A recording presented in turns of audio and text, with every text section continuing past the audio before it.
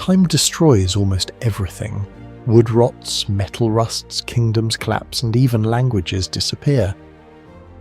Yet across the ancient world, enormous temples, perfectly fitted stone walls, towering monuments, and hidden cities have endured for thousands of years, refusing to surrender all of their secrets.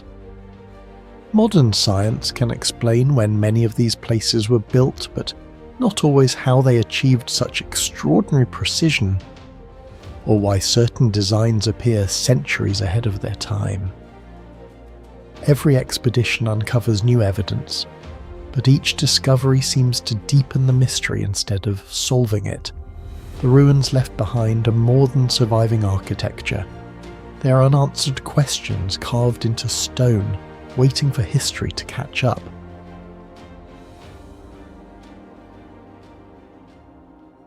Some ancient cities disappeared because they were forgotten, others vanished because they failed. But on the northern coast of modern-day Turkey, overlooking the narrow waters of the Dardanelles, stood a city that mastered engineering, trade, and industrial production long before the modern world. This was Parion.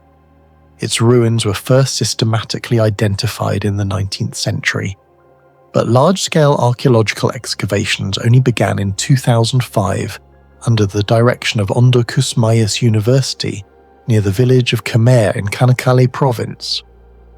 What emerged beneath centuries of soil was far more than another Greek and Roman settlement. Archaeologists uncovered an immense theatre, a sprawling necropolis covering more than 30 hectares, public baths, warehouses, harbours, workshops, and one of the largest known industrial production zones for wine and olive oil along the Hellespont. Every excavation season has revealed evidence of a city whose engineering capabilities appear to have exceeded what historians once expected from a regional port. Parion occupied one of the most strategic locations in the ancient Mediterranean. Positioned directly on the Asian shore of the Dardanelles, the city overlooked one of the world's narrowest international waterways.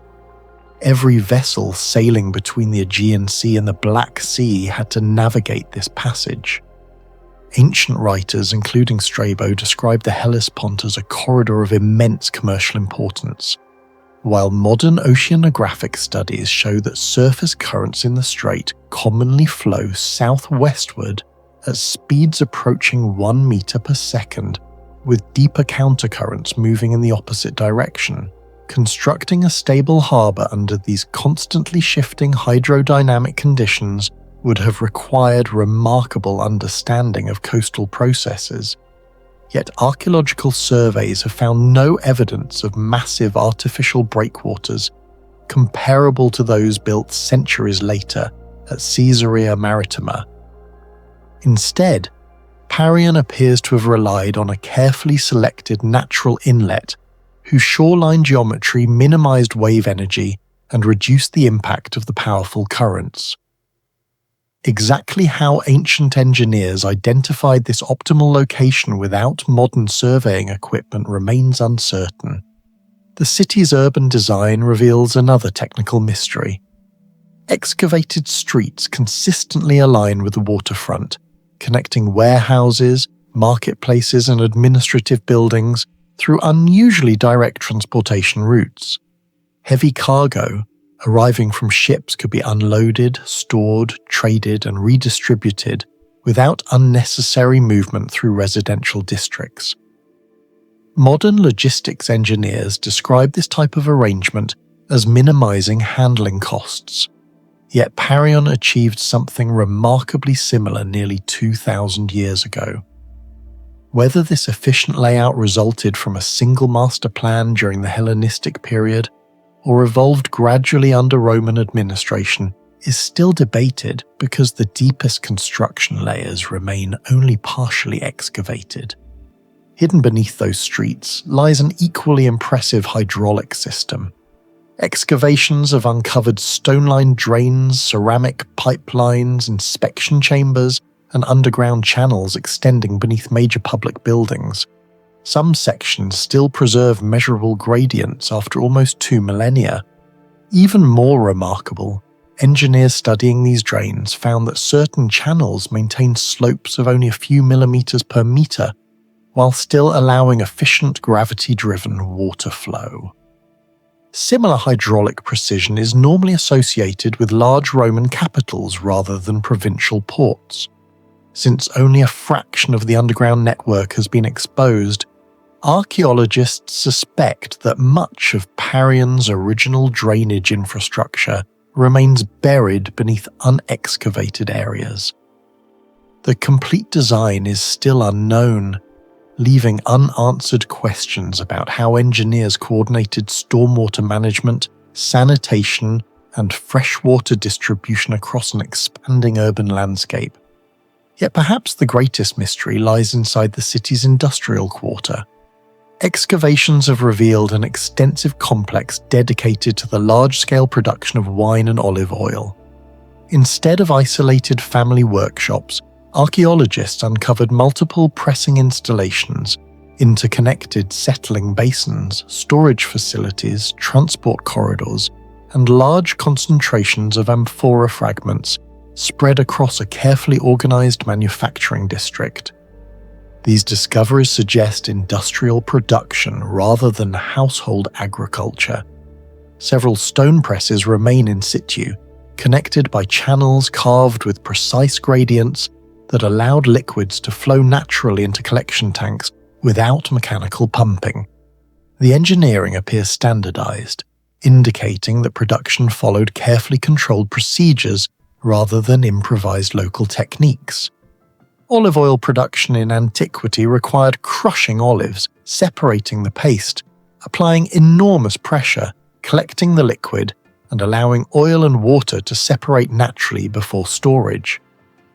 Wine production demanded equally precise timing to prevent spoilage during fermentation. Both industries depended upon carefully engineered installations capable of processing large harvests within narrow seasonal windows. The archaeological evidence from Parion suggests that these facilities could handle volumes far exceeding the needs of the local population. Amphora stamps recovered from the site indicate commercial connections across the Aegean and Eastern Mediterranean, while imported ceramics demonstrate reciprocal trade with numerous regional centres. This strongly suggests that Parion functioned as an export-oriented manufacturing hub rather than a simple agricultural settlement. What remains unexplained is the scale of coordination required to sustain such production. Hundreds of tons of olives and grapes would have needed to arrive during harvest season, be processed rapidly before deterioration, packaged into transport vessels, and loaded onto waiting merchant ships.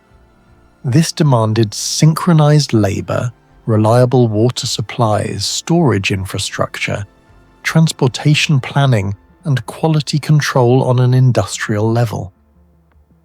Yet archaeologists have discovered no written production manuals, administrative archives, or accounting tablets explaining how these operations were organized.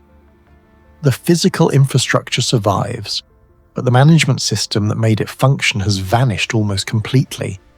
Another remarkable feature is the city's theatre, one of the largest excavated in the southern Marmara region. Its cavea follows an exceptionally regular geometric curve, despite being constructed on uneven natural terrain. Engineers shaped seating rows with extraordinary consistency while simultaneously incorporating drainage channels beneath the structure to prevent rainwater erosion. Vitruvius later described mathematical principles governing Roman theatres, yet many sections of Parion either predate or developed independently from those standardized architectural texts. How surveyors established these complex curves and elevation changes using only ropes, plumb lines, and simple measuring instruments continues to intrigue architectural historians. Massive stone columns discovered throughout the city introduce another engineering puzzle. Geological analyses indicate that many decorative stones, including granite and fine marble, originated far from Parion itself. Individual columns likely weighed several tens of tons. Transporting such enormous blocks required quarrying, overland hauling, maritime shipment, harbour unloading, and final placement within temples and public buildings. However, excavations have uncovered surprisingly little evidence for the cranes, lifting machinery or specialised dock facilities that such operations would seem to require. Roman engineers certainly possessed treadwheel cranes capable of lifting heavy loads, but whether Parion maintained permanent installations or relied upon temporary timber structures remains unknown, because organic construction materials rarely survive in the archaeological record. The city's vast necropolis also raises difficult questions. Covering more than 30 hectares, it ranks among the largest burial grounds discovered in northwestern Anatolia. Thousands of graves dating from the Archaic through Byzantine periods follow remarkably organized spatial patterns despite centuries of continuous use. Cremation burials, inhumations, sarcophagi, and chamber tombs coexist without descending into apparent disorder. Such long-term planning implies sophisticated land management extending across generations. Yet archaeologists still cannot determine who regulated burial expansion or how civic authorities preserved this orderly arrangement over nearly a millennium. Parion declined in late antiquity as trade shifted and politics fragmented. Unlike cities destroyed suddenly, it was abandoned gradually, which helped preserve buildings, statues, and workshops beneath layers of soil. How do you think the people of Parion mastered such advanced engineering without modern technology? Let us know your thoughts in the comments below. Near Esquipaza in Karabukh province, Hadrianopolis lies hidden beneath quiet fields, a Roman Byzantine city whose floors look too sophisticated for its place on the map. The site was known through scattered ruins, but scientific excavations began in the early 2000s. Since then, archaeologists have uncovered churches, baths, tombs, defensive structures, public buildings, and mosaic floors so refined that Hadrianopolis is now called the Zeugma of the Black Sea. What makes Hadrianopolis disturbing is not its size. It was not Rome, Ephesus, Antioch, or Constantinople. It was a regional city in ancient Paphlagonia, far from the most famous imperial centres. Yet beneath its soil, archaeologists found a level of mosaic technology that seems to belong to a much richer and more powerful place. More than 14 public buildings and other structures have been identified through surveys and excavations, while mosaic-covered churches, baths, domestic spaces, and later elite areas reveal a city that invested heavily in visual engineering. The central mystery begins with the floors. Ancient mosaics were not paintings, they were machines of precision made from thousands of small stone, glass, or ceramic cubes called tesserae. Each piece had to be selected, cut, arranged, pressed into mortar, and aligned before the binding layers lost their workable texture.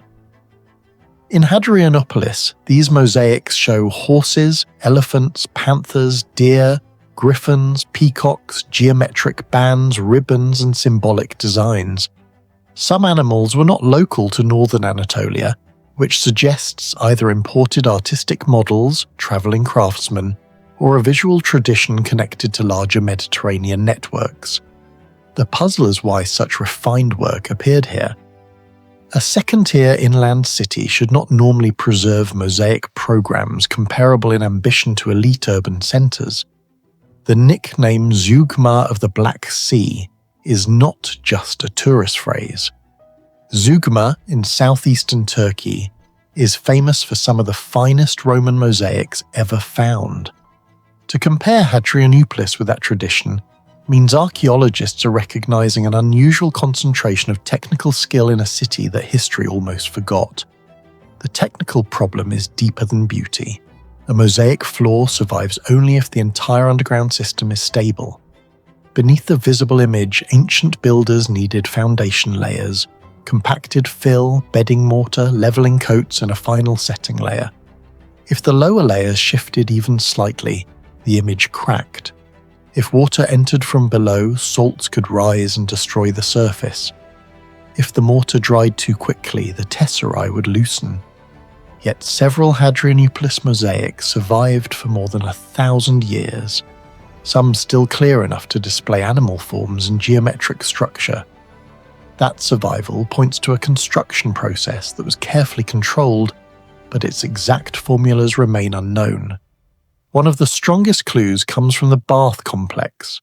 At Hadrianopolis, the tepidarium, or warm room, of the Roman bath contained mosaics significant enough to be protected by a modern glass terrace. A Roman bath was not a simple building. It required water supply, heating, drainage, floor stability, and thermal management. Placing mosaic flooring inside or near a bath environment was technically risky because heat, humidity, and water movement could damage the bedding layers. The fact that mosaic surfaces survived there suggests that ancient engineers understood how to combine decorative flooring with controlled moisture and temperature. This raises a missing engineering question. Where is the complete system?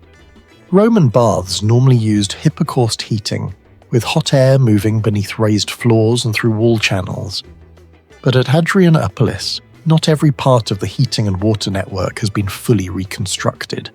The visible remains proved that the city had bathing infrastructure, yet the complete arrangement of furnaces, airflow routes, water channels, and drainage remains only partly understood. The mystery is not whether the Romans knew bath technology. They did. The mystery is how this specific city adapted that technology to its local terrain, climate, materials, and available labor. Hadrianopolis also sits in a region where geology matters. Northern Anatolia contains complex terrain, limestone zones, slopes, and water movement beneath the surface. For any ancient city, this created long-term structural danger. Heavy masonry walls, churches, baths, and mosaic floors required stable foundations. If the ground moved, the floors would deform first. Yet the excavated remains show that builders repeatedly created usable architectural surfaces strong enough to carry public buildings and decorated pavements. This suggests practical knowledge of ground preparation, stone packing, drainage, and load distribution. Knowledge that was not written down and can only be reconstructed from ruins. The churches intensify the puzzle. Hadrianopolis has produced important early Byzantine mosaic and fresco material, especially from basilicas, baths, apsidal buildings, and domestic structures dated mainly to the 6th and 7th centuries AD. These were not random decorations. Church mosaics had to fit liturgical space, movement, sightlines, and symbolic meaning. They were engineered to be read by people walking through sacred architecture. The precision of the floor had to serve both structure and ritual. Some structures also reveal reuse. In the northwestern necropolis church, excavation showed that the church was built over an earlier Roman circular plan structure, whose function remains uncertain. This is one of the most important unresolved details at the site. Byzantine builders did not simply erase the Roman layer. They reused, covered, and transformed it. That required knowledge of older foundations, wall lines, and load-bearing zones. But because the earlier building is only partly exposed, researchers still cannot fully explain what it was or why a church was placed above it. The necropolis gives Hadrianopolis another technical dimension. Excavations in the southern necropolis opened 115 rock-cut tombs, although they had been robbed or damaged. Rock-cut tombs require very different engineering from mosaic floors. They involve reading the stone, choosing safe cutting angles, preventing roof collapse, and organizing burial space underground. The existence of so many tombs shows that the community had skilled labor capable of working both with delicate surface art and hard geological material. Then came an even older surprise. Finds announced from the site show that settlement activity may go back to the late Chalcolithic, around 5,500 years ago.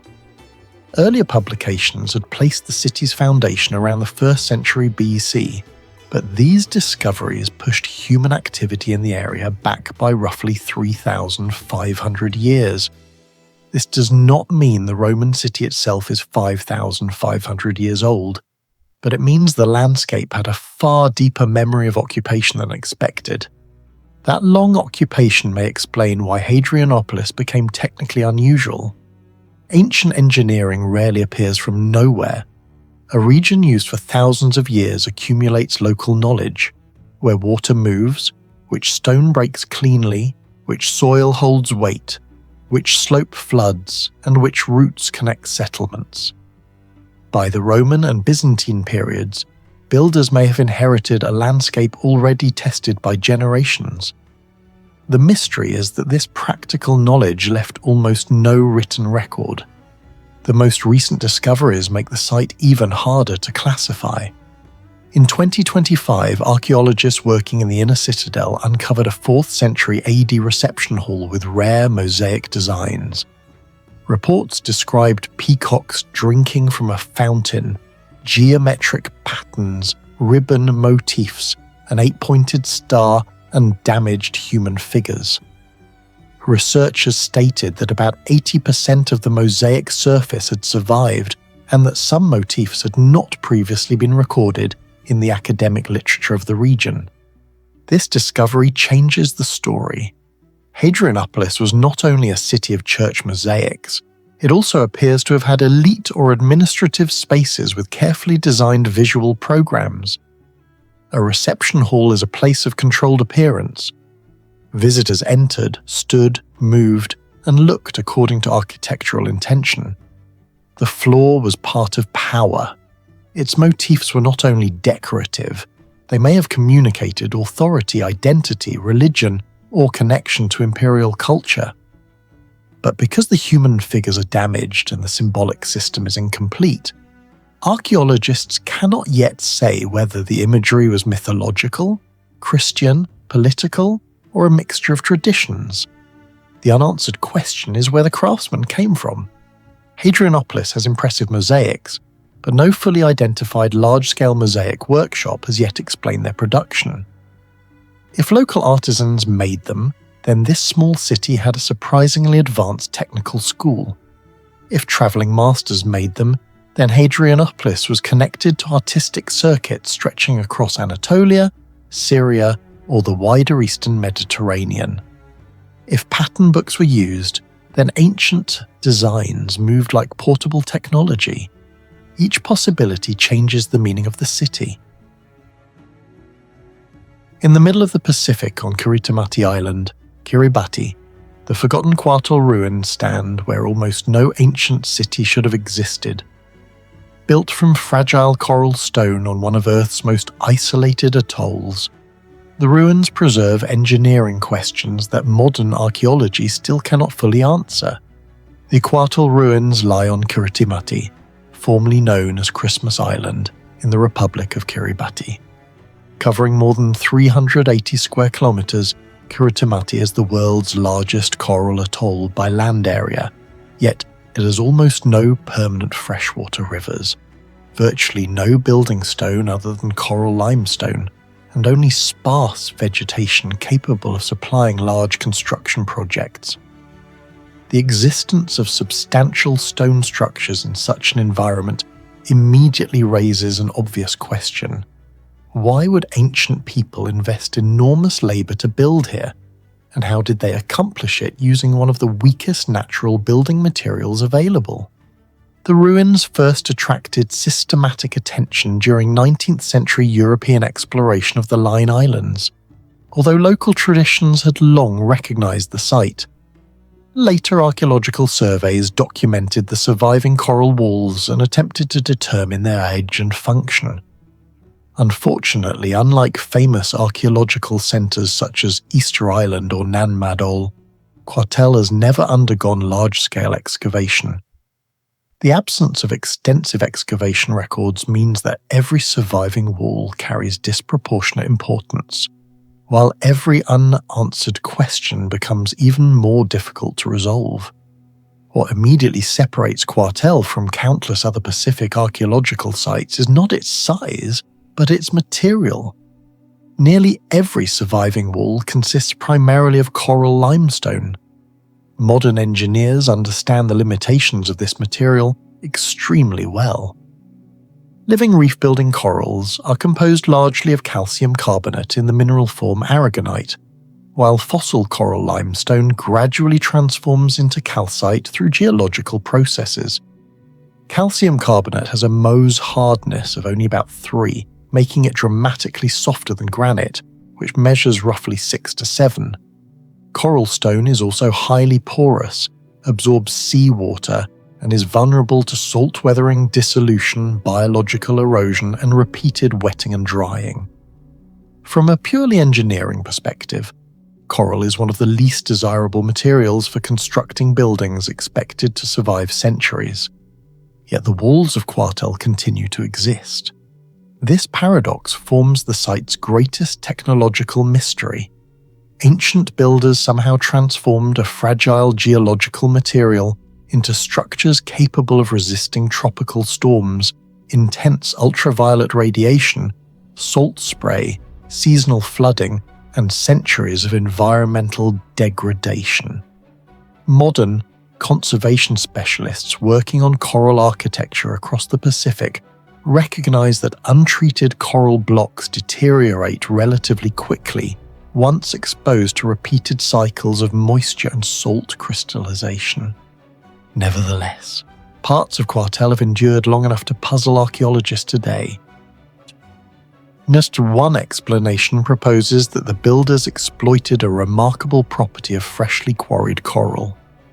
Newly extracted coral limestone contains significant moisture and is considerably easier to shape than fully dried stone.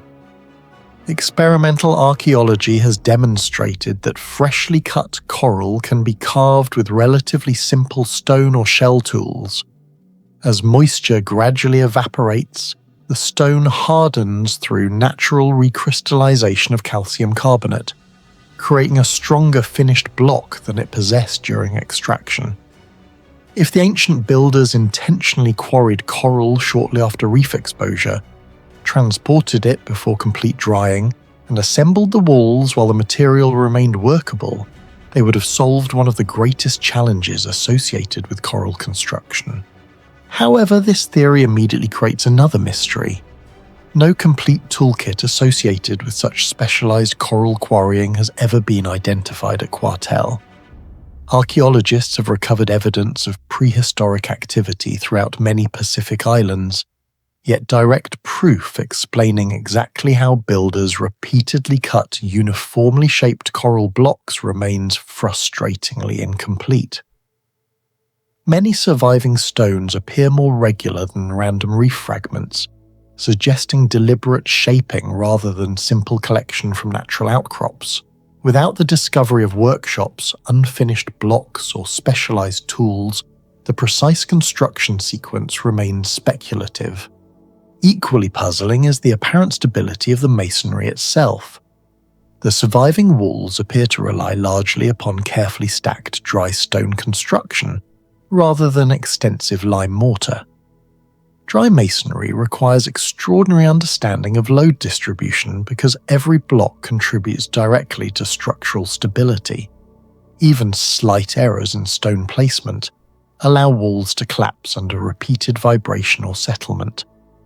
In modern structural engineering, dry masonry succeeds only when builders understand weight transfer, friction, center of gravity, and precise block interlocking. Whether the builders of Quartel consciously understood these principles through experience or developed construction traditions passed down over generations remains unknown. The environmental conditions make this achievement even more remarkable. Kiritimati lies within the tropical Pacific where powerful storms, salt-laden winds, and fluctuating humidity continuously attack exposed stone.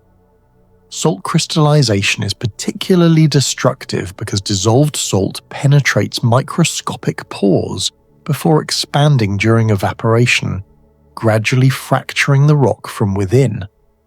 Engineers today regard salt weathering as one of the most serious threats to porous limestone monuments. The fact that any substantial coral walls remain standing after centuries suggests either unusually careful construction or exceptionally intelligent selection of building material.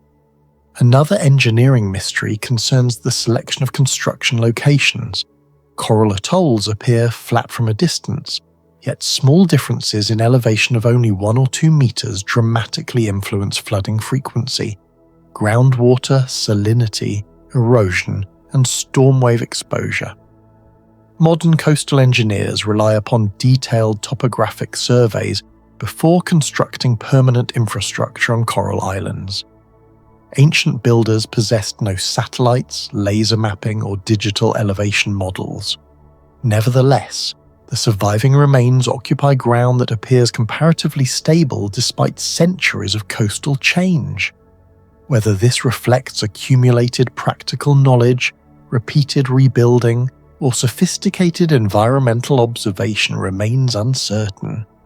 Transport presents another challenge that rarely receives enough attention. Coral blocks may be softer than granite, but they remain heavy. Even modest construction projects require hundreds or thousands of individual stones. Kiritimati lacks extensive forests capable of supplying large timber rollers, cranes, or substantial wheeled transport. Archaeologists therefore suspect that builders relied upon human labor combined with wooden sledges, fiber ropes, and carefully organized work teams. Yet direct evidence documenting this logistical system has not survived. Every standing wall silently represents countless transport operations whose methods have disappeared. The isolation of Kiritimati deepens every mystery surrounding the ruins. The island lies thousands of kilometers from many major Polynesian population centers. Reaching it demanded remarkable navigational skill across one of Earth's largest uninterrupted expanses of ocean. Experimental voyages by the Polynesian Voyaging Society have demonstrated that traditional double-hulled canoes using celestial navigation can successfully cross vast Pacific distances without modern instruments. Master navigators combine observations of stars, wave interference patterns, ocean swells, cloud formations, seabird behavior, and seasonal winds into an integrated navigation system. Ethnographic research has documented more than 100 environmental cues used by experienced navigators. If the people responsible for Quartel reach Kiritimati using similar methods, the engineering achievement extends far beyond the walls themselves. The true technology would have been an invisible navigation system capable of guiding human beings across thousands of kilometers of open ocean with astonishing accuracy. This leads directly to another unresolved question. Why build permanent coral structures on such an isolated island at all? Archaeologists have proposed that Quartel served as a seasonal settlement, ceremonial center, storage facility, or navigational waypoint for long-distance voyaging. Each hypothesis explains part of the evidence while leaving major gaps. A seasonal settlement struggles to justify the investment required for stone construction. A ceremonial center lacks unmistakable ritual features. A storage complex requires evidence of sustained resource accumulation that has not yet been conclusively identified. A navigational station fits the island's strategic position within the Central Pacific but remains difficult to prove archaeologically. Dating the ruins has proven equally challenging. Coral itself cannot always be dated directly with confidence once removed from its original geological context. Archaeologists instead depend upon associated charcoal, shells, organic remains, or artifacts suitable for radiocarbon analysis. Because extensive excavations have never been completed, chronological precision remains limited. This uncertainty affects every interpretation.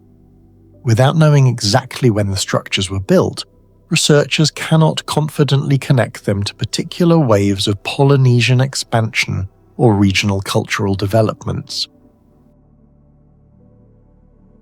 Alexandria Troas, on the northwestern Aegean coast of modern Turkey, was once one of the greatest ports of the ancient Mediterranean. Yet today, the sea that once made the city wealthy no longer even reaches its original harbour.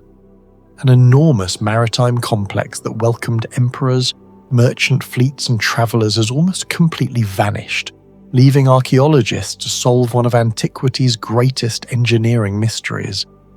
The ruins were never entirely forgotten, but systematic archaeological investigation only began during the 19th century when European explorers identified the extensive remains near the village of Dalian.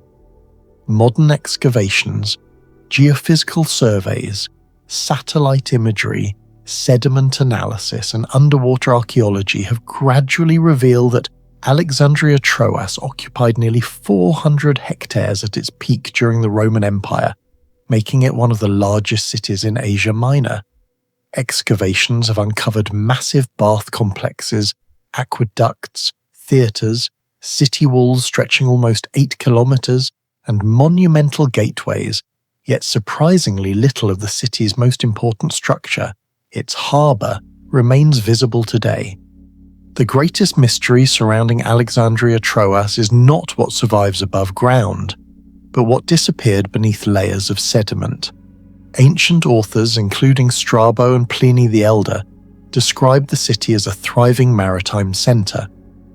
During the 1st and 2nd centuries AD, Alexandria Troas served as one of the principal ports connecting the Aegean with northwestern Anatolia. Historical records even suggest that Emperor Constantine considered making the city the new capital of the Roman Empire before ultimately choosing Byzantium, later Constantinople. Such consideration would have required an exceptional harbour capable of supporting military fleets, commercial shipping, and imperial logistics. Yet modern visitors see almost nothing resembling the enormous port described by ancient writers. Geological studies indicate that the coastline has migrated hundreds of meters since antiquity. Rivers flowing into the Aegean gradually deposited enormous quantities of sediment, slowly burying the harbour basin beneath mud and sand. Core drilling performed by geoarchaeologists has identified ancient marine sediments far inland, confirming that parts of today's dry land were once navigable water. However, this discovery only deepens the mystery. Archaeologists still cannot determine the harbour's precise dimensions, the number of docks, or the engineering methods used to prevent rapid silting while the port remained operational for centuries. Roman engineers possessed no dredging ships comparable to modern equipment, yet Alexandria Troas functioned as one of the busiest ports in the Eastern Mediterranean. Whether they continuously removed sediment manually, redirected coastal currents through breakwaters, or employed hydraulic solutions that have since vanished remains unknown. Much of the ancient harbour likely still lies hidden beneath several meters of accumulated deposits or offshore beneath modern sediments, making it impossible to reconstruct the complete design. The disappearance of the harbour also raises another unanswered engineering question. If such a massive port existed, its protective structures must have been equally monumental. Breakwaters constructed in the Roman world often required thousands of cubic meters of stone and hydraulic concrete, capable of resisting relentless wave action. Yet only scattered remains have been identified around Alexandria Troas. Either later earthquakes destroyed much of the infrastructure, or the changing coastline buried nearly the entire maritime landscape. Geophysical surveys continue to reveal anomalies beneath the ground that may represent submerged quays, warehouses, or harbour installations, but excavation remains extraordinarily difficult because much of the evidence lies beneath thick sediment rather than exposed archaeological layers. Supplying fresh water to such an enormous urban centre presented another engineering challenge that remains only partially understood. Archaeological surveys have traced an aqueduct system extending roughly 30 to 40 kilometers from distant springs to the city. Maintaining continuous water flow across that distance required an extraordinarily precise gradient. Modern hydraulic engineers know that even a small error of only a few centimeters over several kilometers can interrupt gravity-fed water systems. Roman surveyors lacked laser instruments, satellite positioning, and electronic measuring devices, yet they consistently achieved slopes accurate enough to transport thousands of cubic meters of water every day. The exact surveying techniques used across rugged Anatolian terrain remain debated. Scholars believe they relied on instruments such as the chorobates and groma, but experimental archaeology has struggled to reproduce the same degree of long-distance accuracy under comparable conditions. Several surviving aqueduct bridges further demonstrate remarkable structural knowledge. Multi-level arches carried water channels across valleys while distributing tremendous loads through carefully calculated compression. Individual stone blocks weighing several tons were positioned with astonishing precision. The mortar joints remain remarkably thin despite nearly 2,000 years of weathering and repeated seismic activity. Engineers understand the basic principles behind Roman arches, yet reconstructing the complete construction sequence remains difficult because no contemporary manuals describing these specific projects have survived. Questions persist regarding the lifting machinery, scaffolding systems, workforce organization, and construction speed necessary to complete such monumental infrastructure.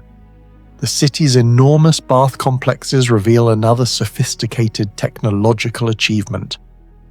Like other major Roman cities, Alexandria Troas employed hypocaust heating systems in which furnaces forced hot air beneath raised floors, supported by thousands of brick pillars before circulating through hollow wall flues.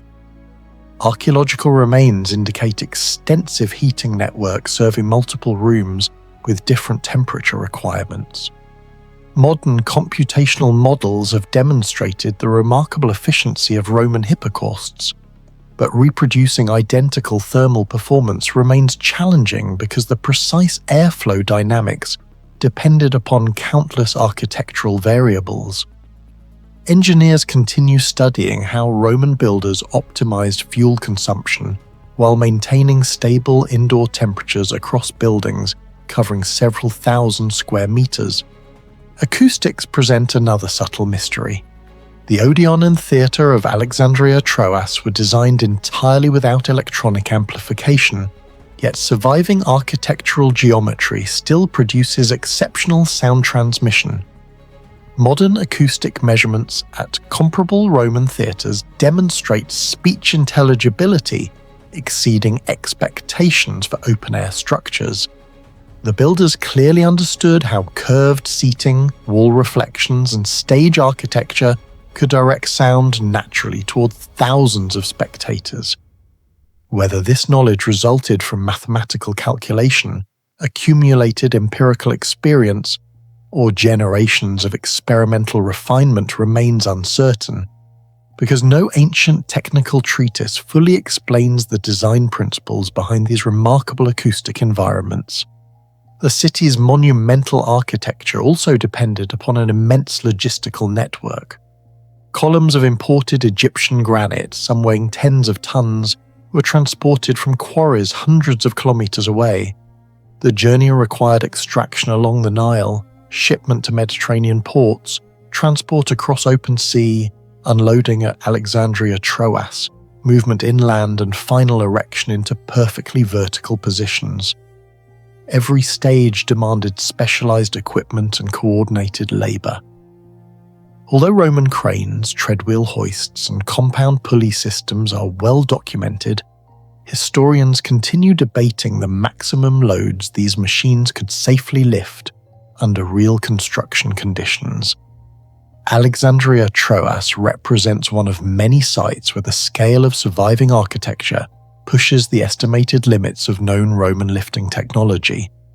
Beneath the city's streets lies another engineering achievement that remains incompletely mapped.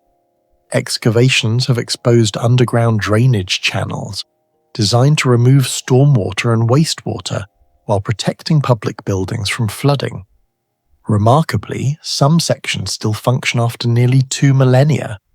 The complete underground network, however, has never been fully excavated because much remains buried beneath later deposits. Archaeologists therefore cannot determine how maintenance crews accessed the tunnels, how frequently they removed accumulated sediment, or how the entire drainage system interacted with the city's vanished harbour during periods of heavy rainfall.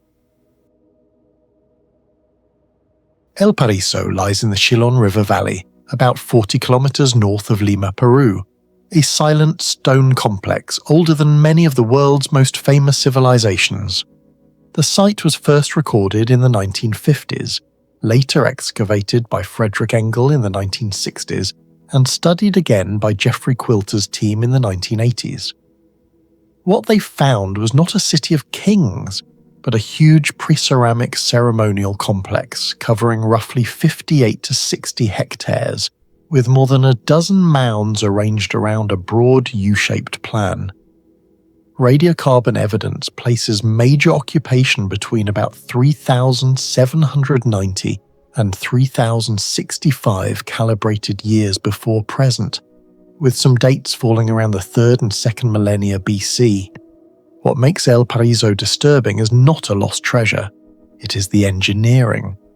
This was a society with no known iron tools, no wheels for construction, no writing system, and little or no ceramic tradition during its main occupation.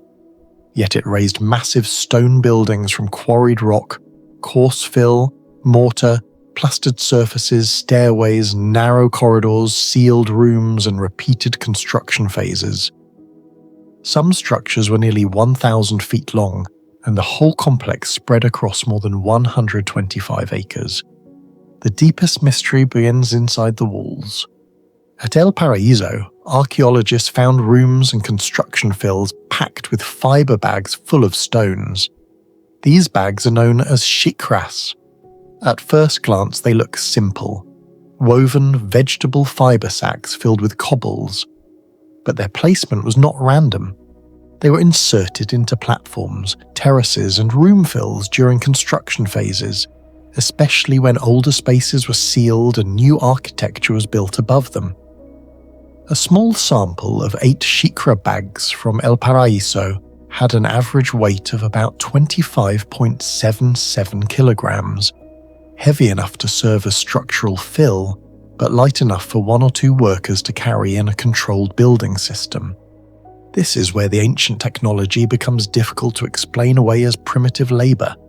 A normal pile of loose stones can shift violently during an earthquake. A rigid stone foundation can crack, but stones wrapped inside flexible plant fibre bags behave differently. The bag binds the stones together, but not as a solid block. It creates a deformable mass. When seismic waves move through the ground, the shikra layer can absorb movement, redistribute pressure, and reduce direct cracking in the upper walls. Modern researchers have even tested reproduced shikra systems on shaking tables to study their seismic response.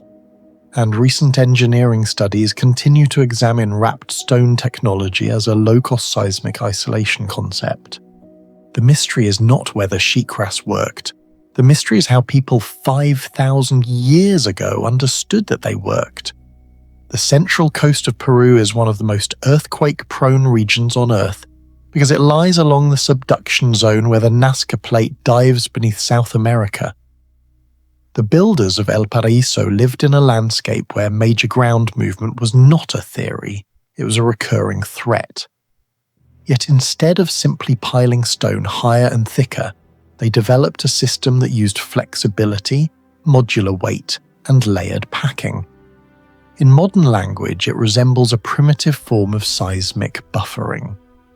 In ancient terms, it may have been knowledge learned from repeated disasters, preserved not in writing but in construction habits. That raises a sharper question.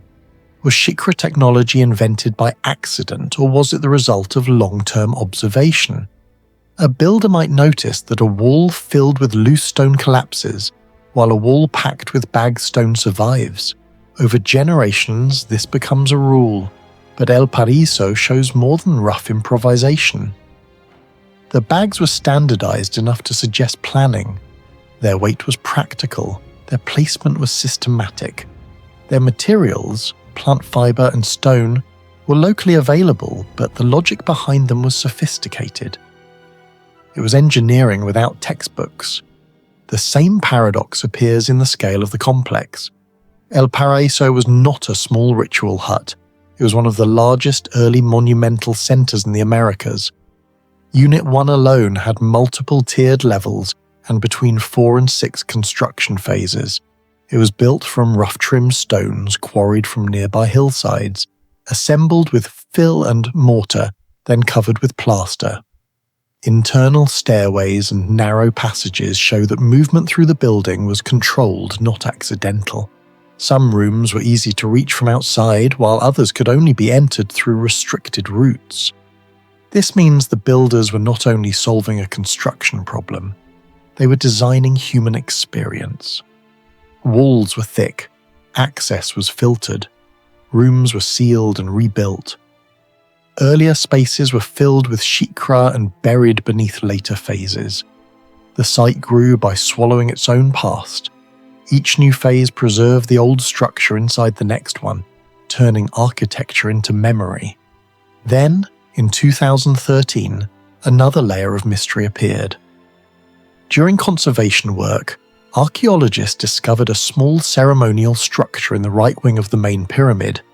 It measured about 6.82 by 8.04 meters and contained a central hearth, stairs, and traces of a ritual setting. Reports described it as a fire temple, possibly around 5,000 years old. The discovery suggested that El Paraíso was not merely a labor center or storage complex, but a place where fire, architecture, and controlled space were combined in ceremony. The fire altar is important because it adds another technical question. A ceremonial hearth inside a built chamber needs airflow, smoke must move, flame must survive, heat must be controlled.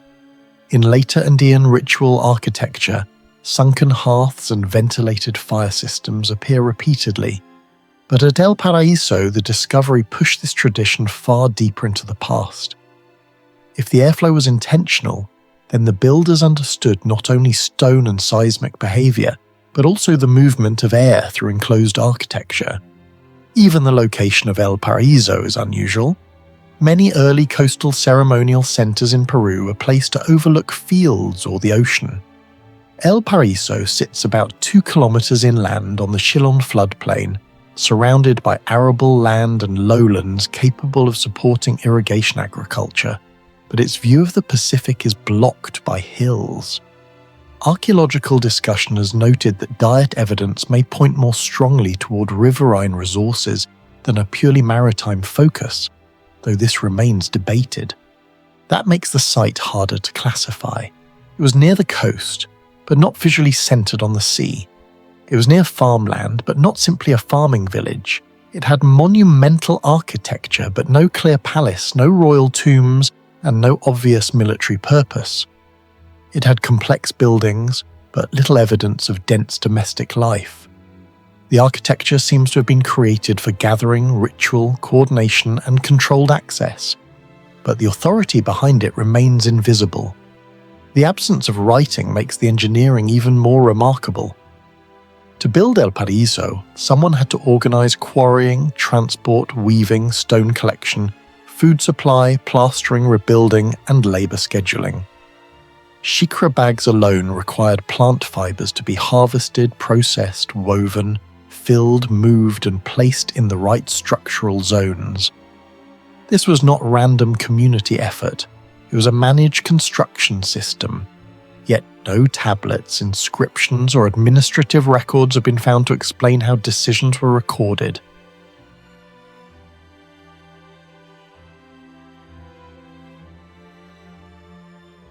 Off the southern coast of Tanzania on a small island near Kilwa, the ruins of Songo Manara rise from coral stone, salt air and silence. The site was not discovered in one dramatic moment. It entered modern archaeology through surveys and excavations of the Kilwa archipelago, later becoming part of the UNESCO World Heritage Property of Kilwa Kisiwani and Songo Manara, recognized for its role in Indian Ocean trade between Africa, Arabia, India and China. Songo Manara was occupied for only a short time, probably from the late 14th century to the early 16th century, yet it contains the remains of a planned Swahili stone town. Mosques, elite houses, cemeteries, open spaces, and coral-built structures that still survive in a tropical marine climate. Archaeological research describes it as a 14th, 15th century town on the southern Tanzanian coast, where stone-built domestic architecture was becoming central to public, political and economic life. What makes Songo Manara mysterious is not fantasy, it is engineering. The builders used coral rag and coral limestone, materials that are light, porous, sharp and fragile. They cut them into building blocks, bonded them with lime mortar, covered surfaces with plaster, and produced houses that could survive centuries of salt, humidity, rain, heat, biological growth, and abandonment. The town was built from cut coral blocks bonded with lime mortar, a construction method widely associated with Swahili coastal architecture. The most difficult question lies in the mortar. Coral lime mortar sounds simple. Burn coral or limestone, turn it into quicklime, slake it with water, mix it with sand or aggregate, and use it as a binder. But the surviving walls of Songo Manara suggest a level of material knowledge that was far from basic. In a coastal environment, ordinary lime mortar should weaken quickly. Salt crystallizes inside pores. Moisture expands and contracts, rainwater dissolves minerals, plant roots open cracks, yet many Swahili walls still hold their form after roughly 5 to 6 centuries. The mystery is not whether they knew lime technology. They clearly did. The deeper mystery is the recipe. The exact proportions, burning temperatures, slaking duration, aggregate selection, water control, and possible organic additives are not fully recoverable from the ruins. A small change in any of these factors can transform weak powder into a dense binder. Too much heat can overburn lime. Too little heat leaves unstable material. Poor slaking can create expansion later inside the wall. Wrong sand can make the mortar crumble. The builders of Songo Manara appear to have mastered these variables without written manuals, modern kilns, cement chemistry, or laboratory testing. This becomes even stranger because coral is not an easy material. It is full of voids, shell fragments, and uneven mineral structures. It absorbs water. It can fracture under pressure.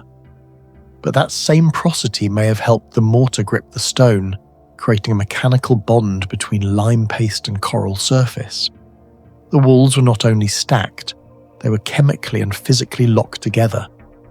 Modern restoration often struggles with the same problem. If the replacement mortar is too hard, it damages the coral blocks. If it is too soft, it fails under salt and rain. That means the ancient builders were not simply copying a recipe. They were balancing strength, breathability, and compatibility with a marine stone. Songo Manara also raises a planning mystery.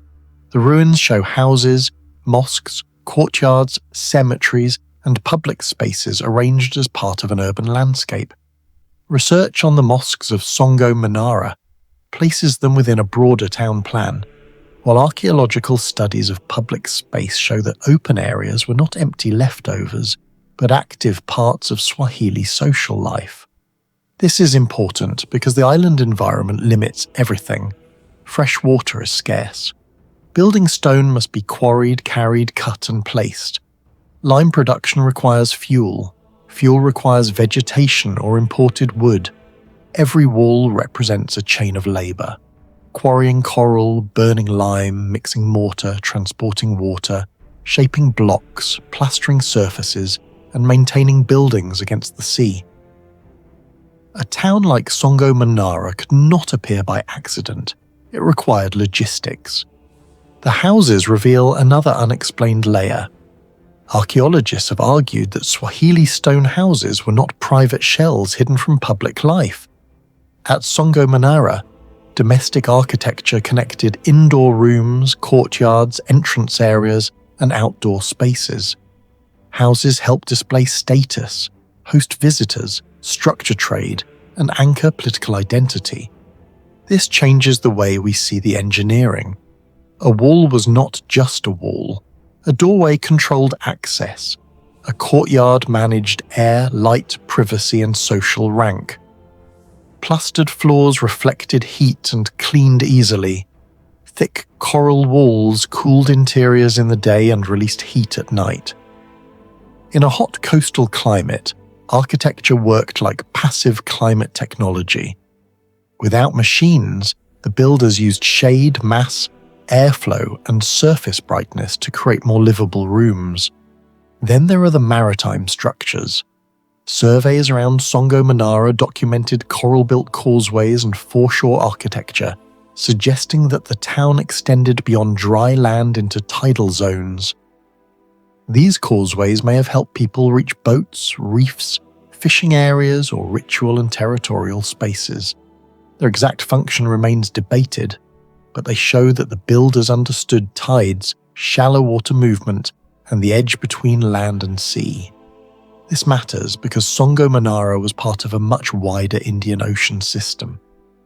UNESCO describes Kilwa Kisiwani and Songo Manara as Swahili trading cities whose prosperity depended on trade with Arabia, India, and China, especially from the 13th to 16th centuries. Gold and ivory from the African interior moved outward. Silver, carnelians, perfumes, Persian faience, and Chinese porcelain moved in. Yet the material evidence creates a puzzle. The town was connected to long-distance commerce, but its surviving power is architectural, not textual. We do not have a complete archive explaining who planned the town, who controlled labour, how construction was financed, or how building knowledge was transmitted. The ruins preserve walls, coins, ceramics, houses, mosques and graves, but not the full operating system behind them. The short life of Songo Manara makes the mystery sharper. If occupation began in the late 14th century and ended in the early 16th century, then this was not a city that slowly evolved over 1,000 years. It rose, flourished and declined within a few generations. That means its builders inherited advanced knowledge from older Swahili coastal traditions, then applied it rapidly on a small island. The speed is remarkable. To construct a coral stone town with mosques, elite houses, plastered interiors, lime-bonded walls, public spaces, cemeteries, and maritime features in such a compressed period suggests a highly organized society with specialized masons, lime burners, quarry workers, merchants, and religious authorities. The final mystery is survival. Songo Manara was abandoned, but it did not vanish. Its coral walls remained visible enough to be recorded, studied, laser documented, and protected. The Zamani project spatially documented structures at Songo Manara, including the palace, mosque, and residential buildings, during field campaigns between 2005 and 2009. That survival is not accidental. It is the result of ancient material decisions. The coral blocks, the lime mortar, the plaster, the wall thickness, the drainage, and the urban placement all work together. The unanswered question is how much of this was rule-based engineering, how much was inherited craft, and how much was adaptation learned through generations of building beside the Indian Ocean.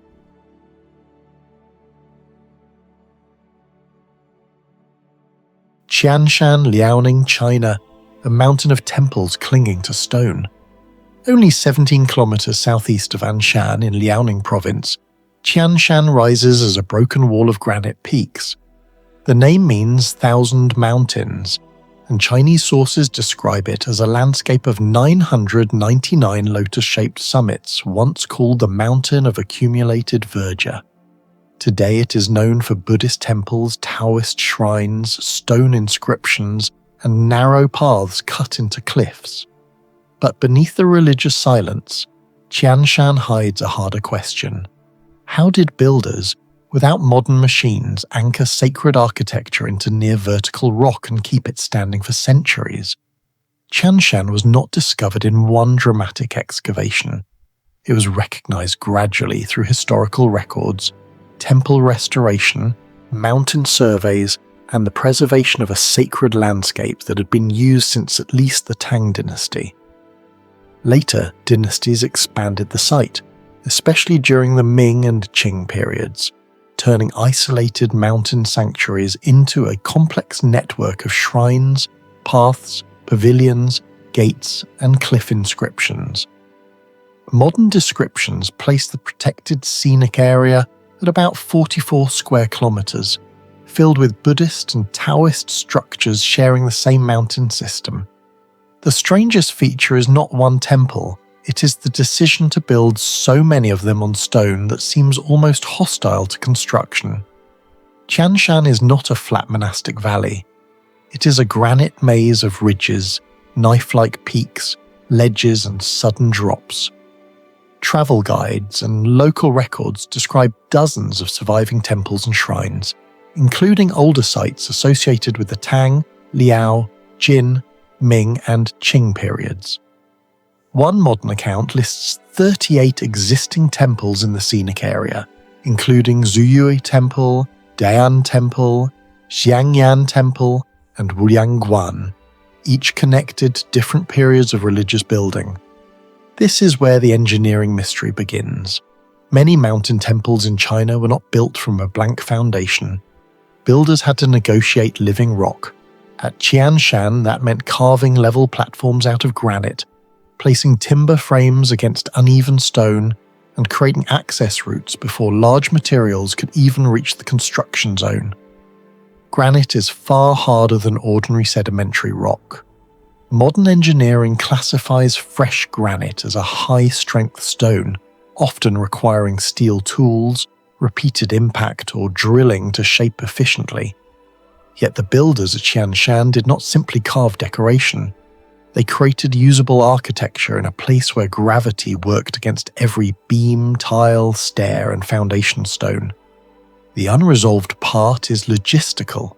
A temple on a steep mountain face is not difficult only after it is finished. It is difficult before construction begins. Timber, roof tiles, stone blocks, ritual statues, food, water, tools, and workers all had to be lifted through narrow terrain. The mountain trails rise hundreds of meters, and modern hikers still describe climbs of about 500 meters through steep valleys and ridges. If this is tiring for visitors with paved steps, it would have been a serious engineering operation for medieval builders moving heavy materials by human labor. Rope systems, sledges, shoulder poles, temporary scaffolds, and possibly wooden hoists. But the exact method was not preserved in detailed construction manuals. What makes the problem more striking is the number of structures. One cliff temple might be explained as an extraordinary devotional project. Tianshan suggests repetition. Builders returned again and again to difficult slopes and chose dangerous ledges instead of easier ground. That means they possessed a practical system: how to test rock stability, how to cut a platform without cracking the slope, how to align halls with mountain contours, and how to protect foundations from rainwater and freeze-thaw damage. The mystery is not that ancient people could build. The mystery is that their methods were reliable enough to become a tradition. The cliffside temples also raise a question of anchoring. Traditional Chinese timber architecture depends on vertical loads. Columns transfer weight downward into stone bases or tamped earth foundations. But on a steep granite slope, the downward path of force is no longer simple. A column set on an uneven rock shelf can slip. A retaining wall can bulge outward. A roof can catch wind. A staircase can channel rainwater directly into the foundation.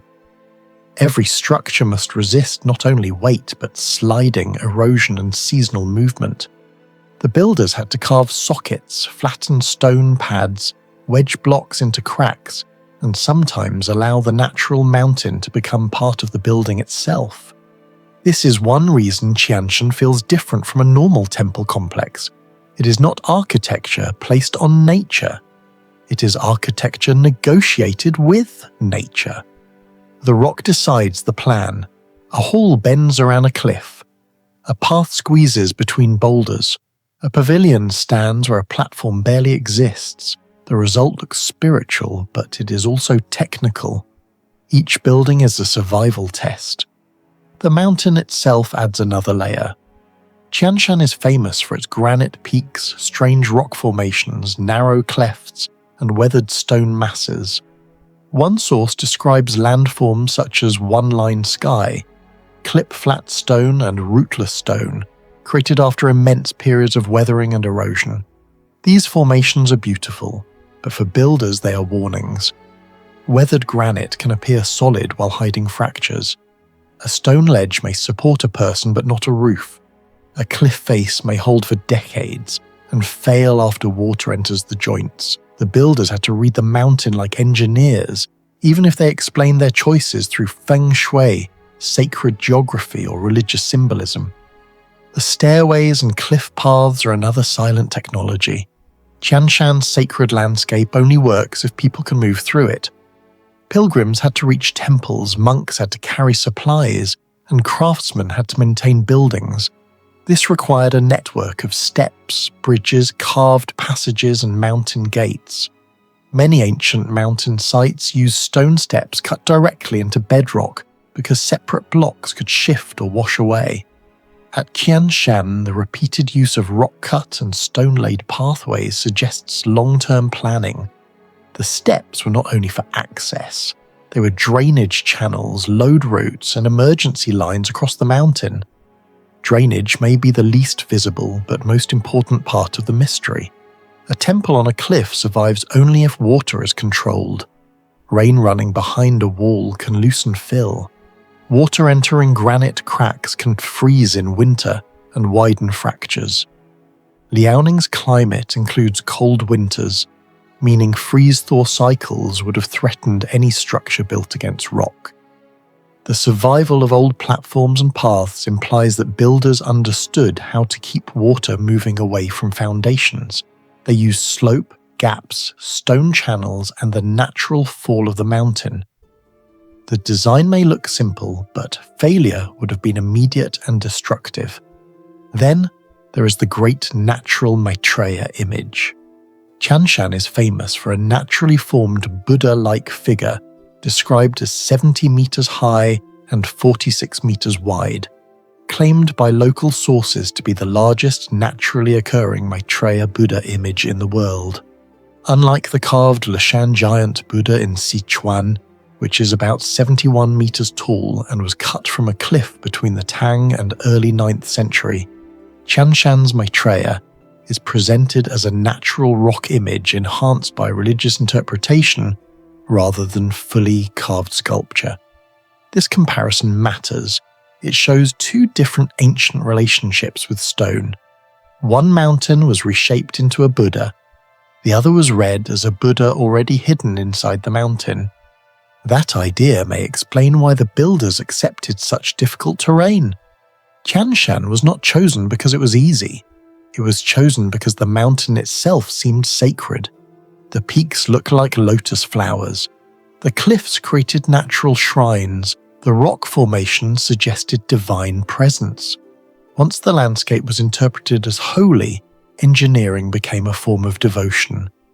Builders did not flatten the mountain into a human plan. They adapted human architecture to a geological form.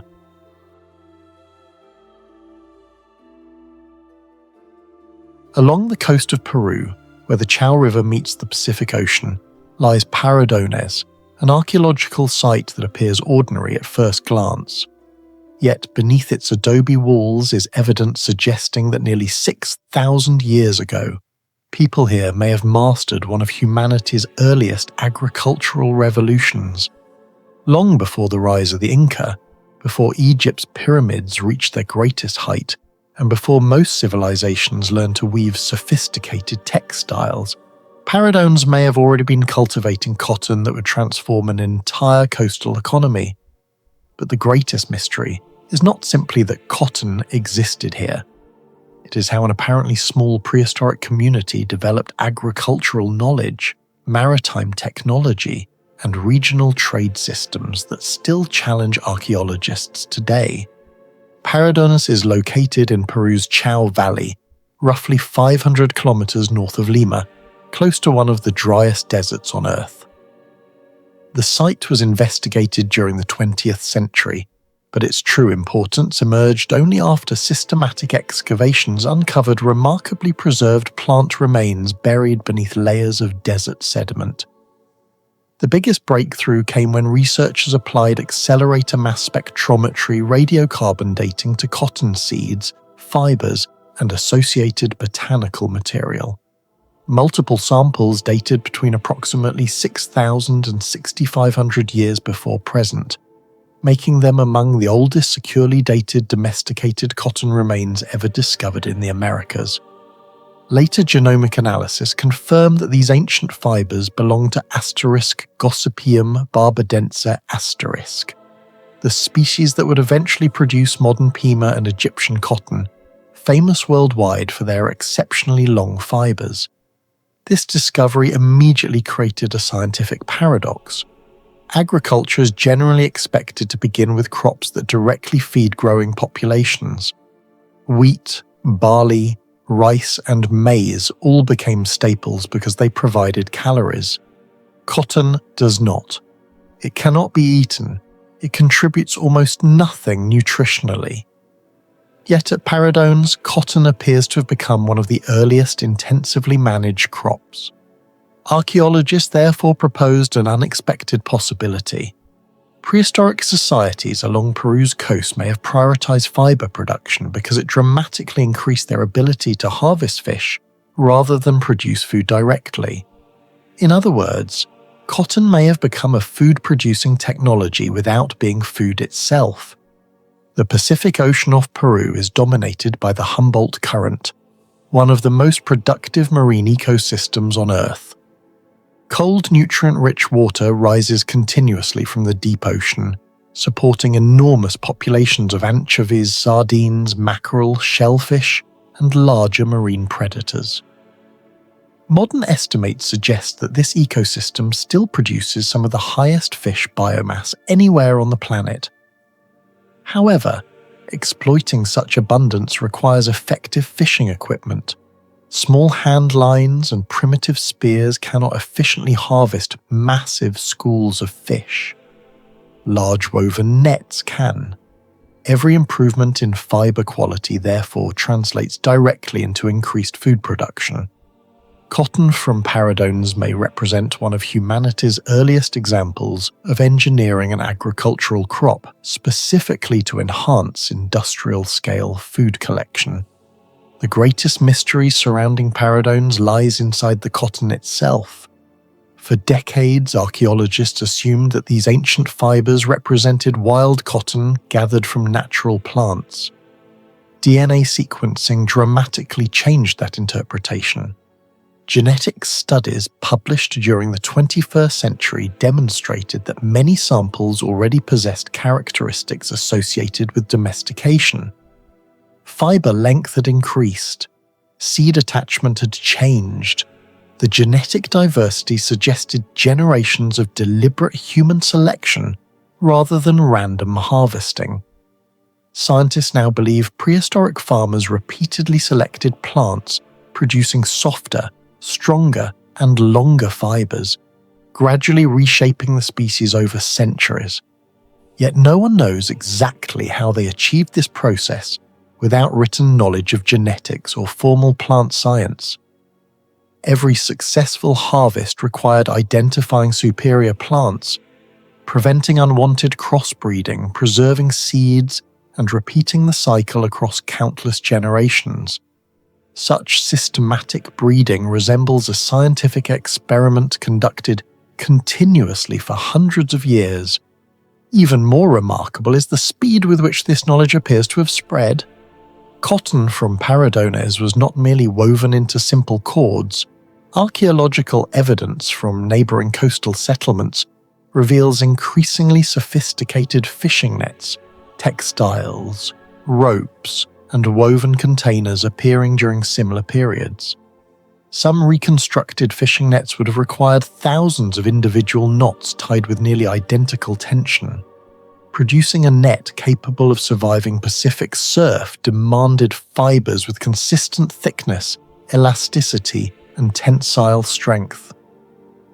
Modern textile engineers recognize that even slight irregularities in fiber diameter create weak points that propagate failure under repeated loading. Yet prehistoric craftspeople repeatedly manufactured equipment capable of supporting large-scale marine harvesting. The exact production methods remain unknown because organic spinning tools rarely survive in archaeological deposits. Another unanswered question concerns manufacturing organization. Cotton processing involves numerous stages: harvesting, cleaning seeds, separating fibers, carding, spinning, twisting yarn, and finally weaving or knotting finished products. Each stage demands specialized skill. Experimental archaeology demonstrates that producing enough thread for a single large fishing net requires hundreds of hours of labor. If multiple coastal communities depended upon these nets, someone had to coordinate production on a scale far exceeding household craft work. Archaeologists continue debating whether specialized textile workshops already existed thousands of years before urban civilizations emerged in Peru. No surviving buildings have conclusively answered that question. Paradones also forces researchers to reconsider prehistoric maritime technology.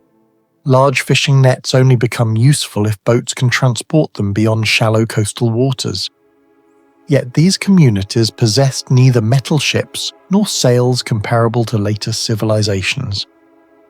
Most researchers believe fishermen relied on reed watercraft similar to the traditional asterisk, Cabalitos de Tutora asterisk, vessels still used by Peruvian fishermen today. Constructed from tightly bundled reeds, these boats typically measure between 3 and 5 meters long while remaining surprisingly buoyant. Modern users regularly travel several kilometers offshore through heavy Pacific waves. Whether prehistoric versions achieved similar performance remains uncertain, but archaeological evidence strongly suggests coastal populations possessed extraordinary practical knowledge of ocean currents, seasonal winds, and fish migration patterns. The logistics behind this maritime economy remain equally mysterious. Excavations at Paradones uncovered materials originating far beyond the local valley. Marine shells, exotic stone, highland minerals, and agricultural products indicate regular exchange between the Pacific coast and communities living deep within the Andes. Some transport routes extended over hundreds of kilometers across deserts and mountain valleys, exceeding 3,000 meters in elevation. This occurred without wheeled transport, pack animals capable of carrying massive cargo, or written accounting systems. Somehow, prehistoric societies maintained reliable exchange networks, connecting dramatically different ecological zones. Archaeologists still cannot fully explain how information, goods, and specialized materials circulated so efficiently across such challenging landscapes. Environmental engineering presents another puzzle. Paradones occupied an extremely arid coastal desert, where annual rainfall often measures less than 20 millimeters. Agriculture therefore depended almost entirely on irrigation supplied by rivers descending from the Andes. Maintaining cotton fields under these conditions required precise control of seasonal water flow. Too little irrigation reduced fiber quality. Too much encouraged salt accumulation within the soil. gradually destroying agricultural productivity.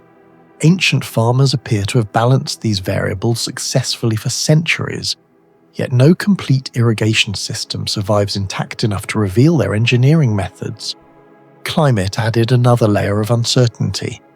The Peruvian coast experiences periodic El Niño events capable of transforming dry valleys into destructive flood zones, while simultaneously collapsing marine fisheries. Geological evidence shows such climate oscillations have affected Western South America for thousands of years. Despite these recurring disruptions, settlements around Paradones persisted across multiple generations. Their survival suggests sophisticated environmental adaptation, perhaps including flexible farming strategies, seasonal resource diversification, or food storage systems. Unfortunately, archaeological evidence remains incomplete, leaving researchers unable to reconstruct exactly how these societies anticipated and survived climatic instability. Meroe, the last royal capital of the Kingdom of Kush, stood between the Nile River and the eastern edge of the Sahara. More than 200 pyramids rise from the desert, but the greatest mystery of this ancient city was never its tombs, it was fire. More than 2,000 years ago, Meroe became one of the world's largest centers of iron production, achieving metallurgical feats that continue to puzzle archaeologists and engineers today. The ruins remained largely forgotten until the early 19th century, when European explorers, including Frederick Cailleud in 1821, documented the pyramids and extensive royal city. Systematic excavations throughout the 20th century uncovered enormous slag mounds, furnace complexes, workshops, palaces, reservoirs, and temples. Satellite imagery and modern archaeological surveys later revealed that the industrial district extended far beyond what early excavators imagined. Instead of discovering an isolated pyramid cemetery, archaeologists realized they had uncovered one of Africa's greatest industrial capitals. At first glance, the pyramids dominate the landscape. Nearly 220 pyramids survive around Meroe, making it the largest concentration of pyramids anywhere on Earth.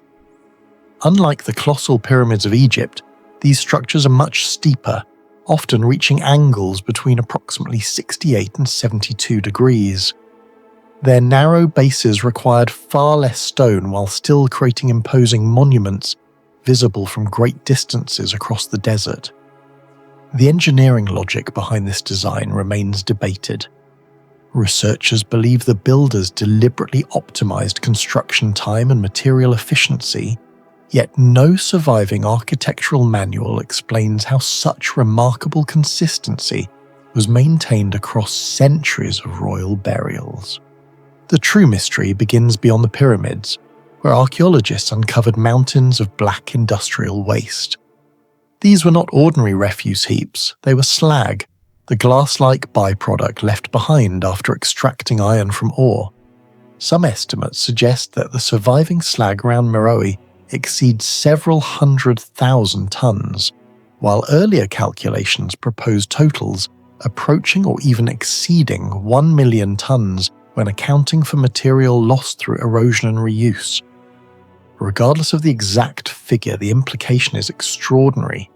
Meroe was producing iron on a scale rivaling or surpassing many contemporary civilizations across the Mediterranean and Near East. Producing iron, however, required mastering one of the greatest technological challenges of the ancient world. Iron ore cannot simply be placed into a fire. In bloomery furnaces, temperatures generally needed to remain around 1,100 to 1,250 degrees Celsius, while maintaining carefully controlled oxygen levels. Too much oxygen and the iron reoxidizes, too little and the chemical reduction fails. The furnace must sustain intense heat for many hours while preserving a delicate balance between combustion and reduction. Even small fluctuations can cause the entire process to fail. What makes Meroe so mysterious is that its furnaces were built almost entirely from local clay, mud brick and stone. There were no refractory ceramics comparable to modern industrial materials, no steel-lined chambers, and certainly no computerized systems regulating airflow.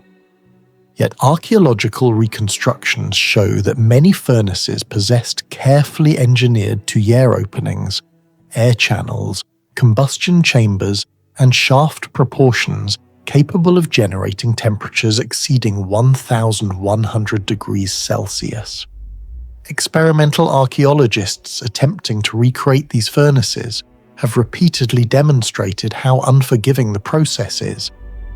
Altering the diameter of an air inlet by only a few centimeters or changing the angle of a tuyere can significantly reduce internal temperatures, preventing successful iron reduction altogether. This raises a profound question. How did Kushite metallurgists repeatedly achieve such precise thermal control without mathematical models, thermometers, or written engineering manuals? The answer remains unknown. The builders almost certainly relied upon generations of accumulated empirical knowledge, but the methods through which that knowledge was transmitted have disappeared. Unlike Roman engineering treatises or Egyptian construction texts, no surviving technical documents describe the furnace designs or operating procedures used at Meroe. Even more astonishing is the apparent standardization of production. Excavations reveal multiple furnaces sharing remarkably similar dimensions and layouts. Such consistency suggests the existence of established manufacturing traditions, perhaps even formal apprenticeships or centralized oversight.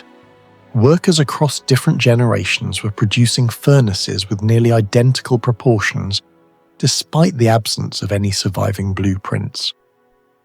Archaeologists continue debating whether this reflects state control over metallurgy or an exceptionally stable craft tradition passed orally through specialist families. Heat alone was only part of the challenge. Every kilogram of bloom iron demanded enormous quantities of charcoal.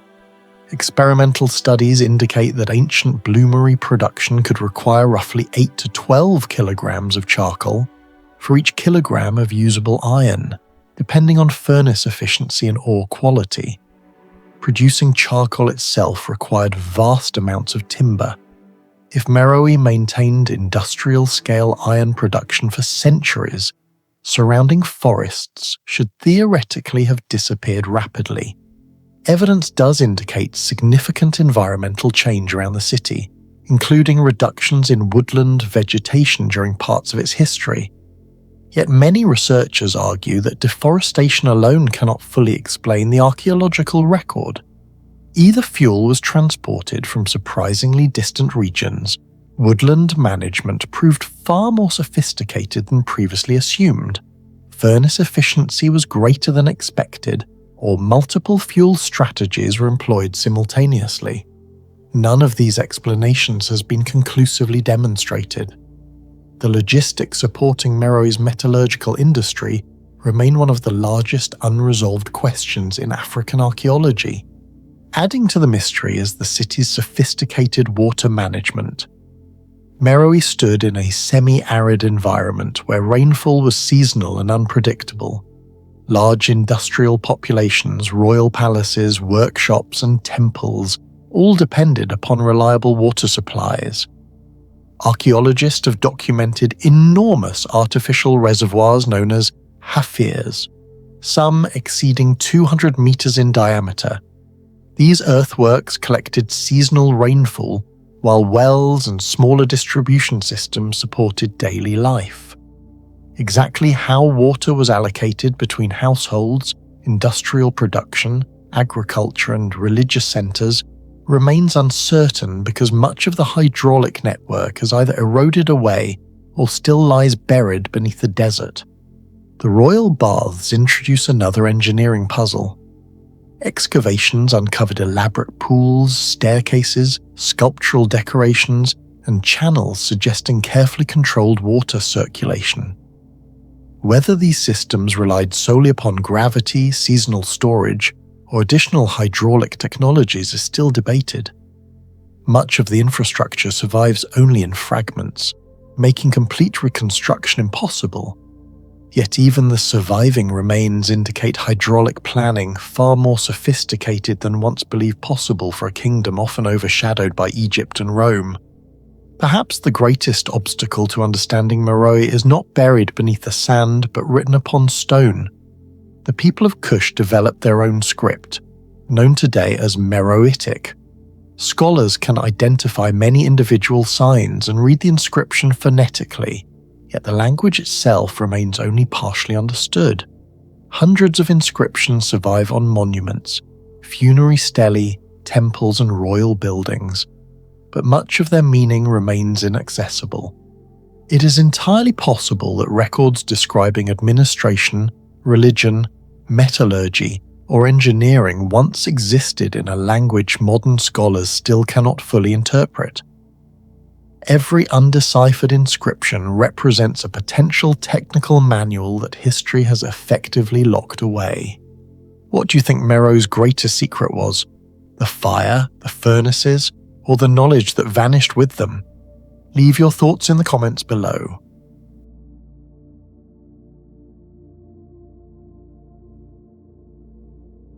Banassa is a forgotten Roman city on the banks of the Cebu River in northern Morocco. At first glance, it appears to be little more than a collection of ruined walls scattered across a fertile plain. Yet beneath these stones lies one of the least discussed engineering mysteries of the Roman world.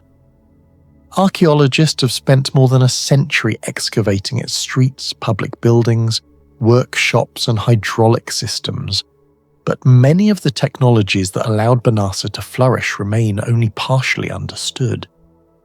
Unlike famous Roman centres such as Pompeii or Leptis Magna, Banassa rarely appears in popular documentaries.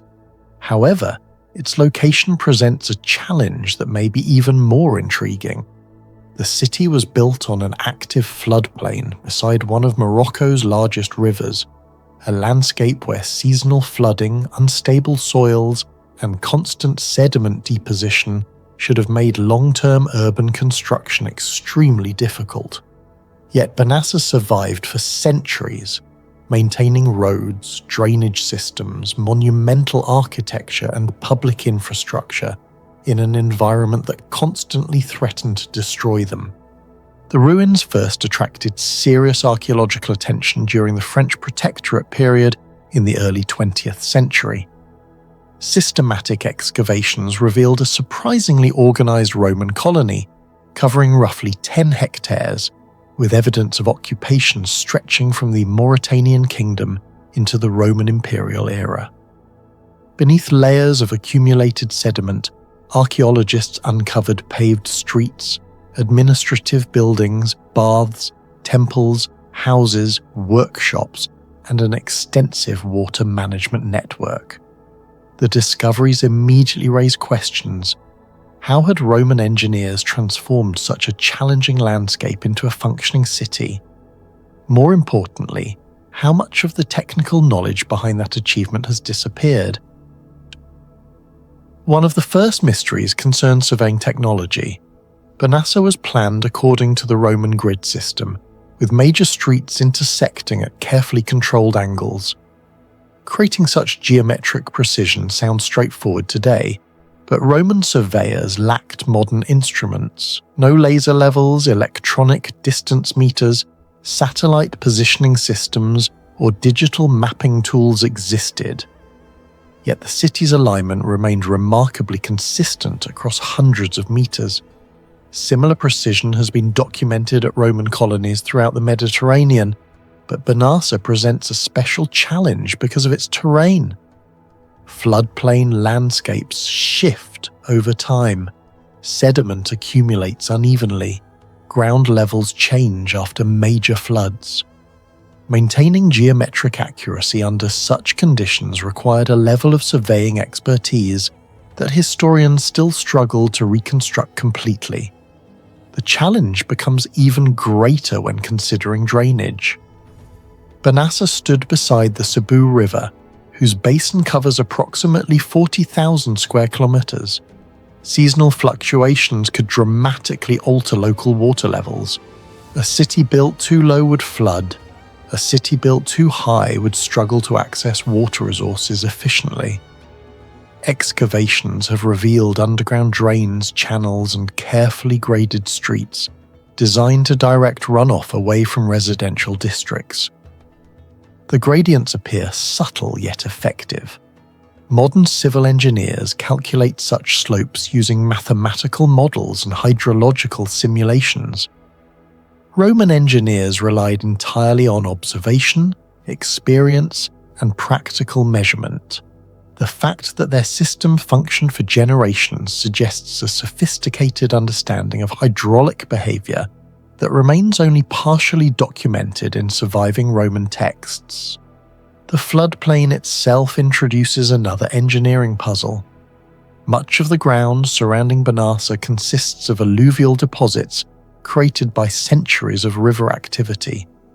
Such soils are often prone to settlement and instability. Modern construction on similar terrain frequently requires deep foundations, soil reinforcement, or extensive geotechnical analysis. Yet many structures at Banassa maintain their integrity for centuries. Archaeological evidence suggests that builders deliberately prepared foundation layers using combinations of compacted materials designed to distribute loads more effectively. Whether these techniques resulted from formal engineering principles or centuries of accumulated practical knowledge remains uncertain. What is clear is that Roman builders repeatedly succeeded in environments where modern engineers would proceed with caution. The movement of construction materials represents another unresolved question. Banassa was not located directly beside major stone quarries. Large public buildings required enormous quantities of masonry, bricks, lime, timber, and roofing materials. Even a medium-sized Roman bath complex could consume thousands of tons of construction resources. Transporting such quantities across ancient landscapes demanded sophisticated logistics. Historians can identify probable supply routes and estimate labor requirements, but the exact organizational mechanisms remain largely invisible. The ruins preserve the finished structures. The transportation systems, management practices, and workforce coordination that made those structures possible have mostly vanished. Among all the mysteries surrounding Banassa, perhaps none is more fascinating than the technology hidden within its mortar and concrete. For decades, scientists have studied Roman construction materials throughout the Mediterranean and repeatedly encountered an uncomfortable fact. Many ancient mortars continue to survive after nearly 2,000 years, while numerous modern concretes begin deteriorating after only a few decades. Banassa provides another example of this puzzle. Analysis of Roman mortars from various sites has revealed complex mixtures containing lime, volcanic materials, crushed ceramics, sand, and other aggregates. Chemical reactions within these materials sometimes continued long after construction was completed. In certain cases, microscopic mineral crystals formed over time, strengthening the structure instead of weakening it. Modern researchers studying Roman concrete from harbours in Italy have identified self-healing properties capable of sealing small cracks through ongoing mineral growth. Banassa does not possess the famous marine concrete of Roman ports such as Caesarea Maritima or Cosa, yet its surviving masonry demonstrates remarkable durability despite centuries of weathering, seasonal moisture, temperature fluctuations, and biological activity. What makes the mystery even deeper is that the exact recipes varied from region to region. Roman builders often adapted materials to local resources. This means Banassa likely employed construction formulas specifically tailored to northern Morocco. Archaeologists can identify components through laboratory analysis. but reconstructing the precise manufacturing process remains difficult. Questions persist regarding firing temperatures, mixing ratios, curing techniques, water content, and quality control procedures. How were these recipes transmitted? Were they written down, taught through apprenticeships, or guarded as trade secrets? The historical record provides only fragments of the answer. Comparisons with modern concrete reveal why the issue remains important. Ordinary Portland cement, the foundation of most contemporary construction, typically generates micro cracks over time due to thermal stress, chemical reactions, and environmental exposure. Engineers designed structures expecting gradual deterioration and maintenance. Yet some Roman mortars appear to gain resilience as they age. Studies of ancient materials have identified mineral formations such as calcium, aluminum, silicate hydrates, and recrystallized lime inclusions that may contribute to long-term durability. These discoveries have inspired modern materials scientists to investigate whether aspects of Roman technology could improve sustainable construction today. In this sense, Banassa is not merely an archaeological site. It is a laboratory preserving clues to engineering solutions that modern society may still be trying to rediscover. The city's water infrastructure introduces another layer of complexity. Access to water was essential not only for drinking but also for bathing, industry, agriculture, and sanitation.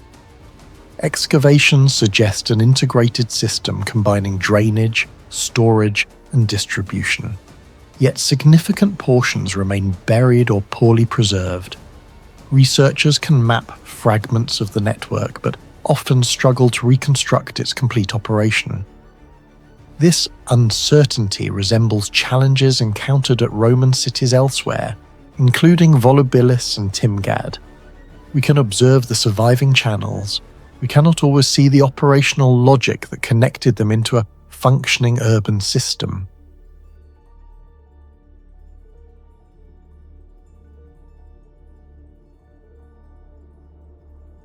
In eastern Crete, Greece, near the modern village of Kritsa, about 10 kilometers from the Gulf of Mirabello, the ancient city of Lato emerged through systematic excavations that began in the late 19th century. At first glance, the ruins appear less impressive than Knossos, Phaistos, or the great cities of classical Greece. Yet archaeologists increasingly view Lato as one of the most intriguing engineering puzzles of the ancient Mediterranean. Built between two steep rocky hills, roughly 300 meters above sea level, the city flourished from the 7th century BCE until the Roman period. More than 2,500 years later, researchers can map its streets, measure its walls, and analyze its reservoirs. But many of the technological systems that allowed thousands of people to survive and prosper in such a difficult environment remain only partially understood. The first mystery begins with the location itself. Ancient cities usually emerged beside rivers, fertile plains, or natural harbors. Athens had access to Piraeus. Corinth controlled strategic trade routes. Alexandria stood beside one of the world's most productive river systems. Lato had none of these advantages. Instead, its inhabitants selected a rugged mountain ridge with steep slopes and limited water resources. From a modern engineering perspective, it appears to be one of the least practical locations imaginable for a major settlement. Yet archaeological evidence shows that the city grew into one of the most important Doric centers of eastern Crete. Standing among the ruins today, visitors encounter an urban plan that appears remarkably organized despite the terrain. Streets, stairways, public buildings, defensive structures, and residential districts were integrated into the landscape with surprising efficiency. This raises an important question. How did ancient surveyors achieve such precision without modern instruments? Even small measurement errors would have multiplied across the steep hillsides, creating major structural problems. Instead, many terraces remain aligned after more than 2 millennia. Similar challenges can be seen at Machu Picchu in Peru or Monte Alban in Mexico, where builders transformed mountainous terrain into functioning cities. Lato demonstrates that Greek engineers possessed comparable abilities to reshape difficult landscapes through careful planning and surveying. Water presents an even greater mystery. Crete experiences long dry seasons, and Lato lacked direct access to a major river or permanent freshwater lake. Modern estimates suggest that a population of several thousand people would have required hundreds of thousands of litres of water each month for drinking, cooking, sanitation, and craft production. Archaeologists have identified large cisterns, drainage systems, channels, and collection basins throughout the city. These structures demonstrate sophisticated rainwater harvesting techniques. Yet the complete hydraulic system remains uncertain. Some researchers believe undiscovered reservoirs may still exist beneath collapsed structures. Others suggest that groundwater sources were exploited using techniques that left little archaeological evidence. Whatever the answer, the city sustained itself for centuries in an environment where water should have been a constant limitation. The engineering of the reservoirs themselves creates another puzzle. Water storage sounds simple until one considers the technical requirements involved. Reservoir walls had to resist hydrostatic pressure, prevent leakage, and survive seasonal temperature changes. Even minor failures could contaminate supplies or destroy infrastructure. Laboratory analysis of surviving construction materials indicates careful stone selection and sophisticated mortar use. Similar hydraulic challenges were solved in other ancient societies, including Nabatea and Petra and Roman North Africa. Yet Lato achieved its solutions centuries before Roman hydraulic engineering reached its peak. The exact methods used by local builders remain incompletely understood. Stoneworking provides another remarkable mystery. Throughout the city, enormous blocks were quarried, transported, shaped, and assembled with impressive accuracy. Some retaining walls consist of stones weighing several tons. The challenge is not simply cutting the stone. The greater question is how those blocks were moved across steep mountainous terrain. Experimental archaeology demonstrates that moving multi-ton blocks even short distances requires substantial labor and coordination. Ancient Egyptian pyramid builders relied on sledges, prepared surfaces, and massive workforces. At Lato, the terrain was far less forgiving. No definitive evidence survives showing precisely how construction crews transported heavy materials from quarry sites to elevated building locations. The city's defensive architecture reveals additional technical sophistication. Lato occupied a naturally defensible position, yet its builders enhanced those advantages through careful design. Gates, walls, and elevated observation points created overlapping defensive zones. Modern military analyses suggest that attackers would have been forced into narrow approaches where defenders enjoyed clear tactical superiority. Similar principles appear in later fortifications such as Mycenae and even medieval castles. The mystery lies in the level of geometric planning required. Builders appear to have understood visibility, movement corridors, and defensive depth with remarkable effectiveness, despite lacking formal military engineering manuals. Earthquake resistance may be one of the most overlooked mysteries at Lato. Crete lies near the boundary between the African and Eurasian tectonic plates and has experienced destructive earthquakes throughout recorded history. Many ancient settlements across the eastern Mediterranean suffered repeated seismic damage, yet significant portions of Lato survived. Engineers studying ancient structures have noted the strategic use of bedrock foundations, thick retaining walls, and flexible construction layouts adapted to local geology. Similar empirical earthquake-resistant techniques have been identified in Inca architecture, Japanese castle foundations, and certain Roman structures. Whether Lato's builders intentionally incorporated seismic knowledge or arrived at these solutions through generations of observation remains unknown. The city's public architecture presents another unanswered question. The agora, administrative structures and temples required levels of organization extending beyond simple construction skills.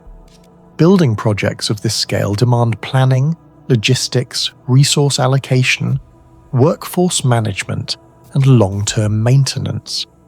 Historians often focus on surviving monuments, but the true technological achievement may have been administrative rather than architectural. Every stone placed in the correct location implies systems of measurement, communication, supervision, and quality control. These invisible systems rarely survive in the archaeological record. Archaeologists have also been puzzled by evidence of economic activity that appears larger than expected for a mountain city. Pottery finds, imported goods, and trade connections indicate participation in wider Mediterranean networks. Goods arrived from regions hundreds of kilometers away. Maintaining such connections required transportation systems, storage facilities, accounting practices, and commercial coordination.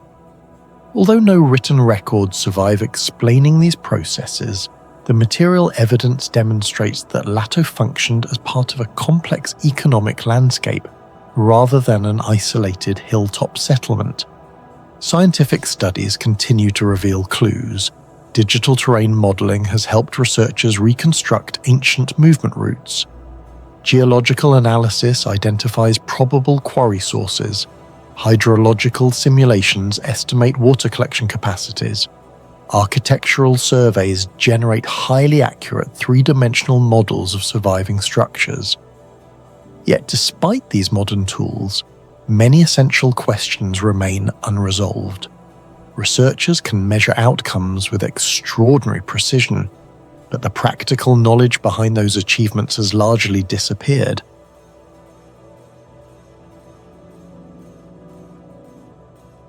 Wyddan el Faras, isolated in the desert north of Egypt's Fayum Depression, looks like little more than a bare basalt outcrop.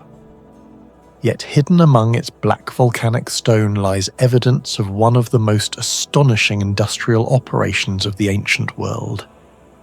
More than 4,500 years ago, during the age when the pyramids were rising along the Nile, Egyptian engineers developed a quarrying and transportation system capable of extracting thousands of tons of hard basalt from a remote desert and delivering it to royal construction projects hundreds of kilometers away. The mystery is not that the quarry existed. The mystery is how such a sophisticated logistical network functioned with a level of planning, surveying, and engineering that remains only partially understood today. The modern rediscovery of Wyddan el Faras transformed understanding of ancient Egyptian industry. Archaeological surveys conducted in the 20th century revealed extensive quarry remains scattered across the basalt plateau. More surprising was the discovery of an ancient paved transport road extending approximately 11 to 12 kilometers across the desert. Researchers eventually recognized that this was not an ordinary road. It may represent one of the oldest engineered freight roads ever discovered anywhere on Earth. Suddenly, Wyddan el Faras was no longer simply a quarry. It became evidence of a large-scale industrial landscape operating during the Old Kingdom, the same era responsible for monuments such as the Great Pyramid. The first puzzle begins with the basalt itself. Ancient Egypt possessed abundant limestone deposits close to the Nile Valley. Limestone was easier to quarry, easier to transport, and available in enormous quantities. Yet royal builders repeatedly chose to obtain basalt from one of the harshest and most inaccessible regions of northern Egypt. The decision suggests that ancient engineers possessed a sophisticated understanding of material properties. Basalt is significantly harder than limestone. On the Mohs hardness scale, limestone typically ranges between 3 and 4, while basalt commonly reaches values around 6. Its density often approaches 2.8 to 3.0 metric tons per cubic meter. The stone resists wear, survives heavy traffic, and maintains polished surfaces far longer than softer alternatives. Such characteristics made basalt ideal for temple pavements, ceremonial floors, and architectural elements subjected to constant use. The question is how ancient planners evaluated these advantages thousands of years before the emergence of modern geology or materials science. The quarrying process itself presents another unresolved mystery. Basalt is notoriously difficult to work. Modern quarries frequently rely on steel tools, explosives, hydraulic equipment, and diamond cutting systems. Ancient Egyptian quarry workers possessed none of these technologies. During much of the Old Kingdom, copper remained the primary metal available for tools. Copper is substantially softer than basalt. Archaeologists generally believe workers used dolerite hammerstones to fracture the rock and employed quartz-rich sand as an abrasive during cutting and shaping operations. Experimental archaeology demonstrates that such methods can work, yet scale remains the challenge. Widan el-Faraz was not producing a few ceremonial objects. Evidence suggests sustained extraction on an industrial level. Thousands of tons of basalt appear to have left the quarry over centuries. The mystery is not whether ancient workers could cut basalt. The mystery is whether the known techniques can fully explain the speed, efficiency, and production volume implied by the archaeological record. Equally remarkable is the logistical system hidden behind the quarry. Widan el-Faraz lies in an environment that receives little rainfall and offers few natural resources for large groups of workers. Every quarry operation required food, water, tools, replacement equipment, shelter, and transportation. Maintaining such an operation would have demanded careful planning and administrative coordination. Comparisons can be made with Roman imperial quarries, such as Mons Claudianus in Egypt's eastern desert. However, many of those Roman operations were established nearly 2,000 years later and benefited from administrative systems that are much better documented. At Widan el-Faraz, the organisational mechanisms remain largely invisible. The workers are gone, the records are scarce, only the infrastructure remains. The most fascinating mystery surrounds the ancient transport road itself. Archaeologists discovered a carefully engineered route connecting the quarry to the shores of the ancient Lake Moeris region. The road crossed difficult desert terrain and appears specifically designed for hauling heavy stone loads. Unlike ordinary pathways created through repeated use, this route required planning before construction began. Engineers had to identify a corridor capable of supporting repeated transport of multi-ton blocks while minimizing risk and energy expenditure. This immediately raises one of the greatest unanswered questions in ancient engineering. How did Egyptian surveyors map the landscape? Modern route planners rely on topographic maps, satellite imagery, aerial photography, GPS systems, and computer modeling. Ancient Egyptians possessed none of these tools, yet the route selected at Widan el-Faraz demonstrates a sophisticated understanding of terrain. Excessive gradients would have made transport impossible. Soft surfaces could trap sledges. Sharp changes in elevation would dramatically increase labor requirements. Somehow, ancient surveyors identified a viable route across kilometers of desert while optimizing for efficiency. The methods used remain poorly understood. Some researchers proposed that teams conducted systematic ground surveys using simple sighting instruments, measuring ropes, and observation points. Others suggest generations of accumulated practical knowledge allowed ancient planners to recognize optimal terrain intuitively. Yet even these explanations leave questions unanswered.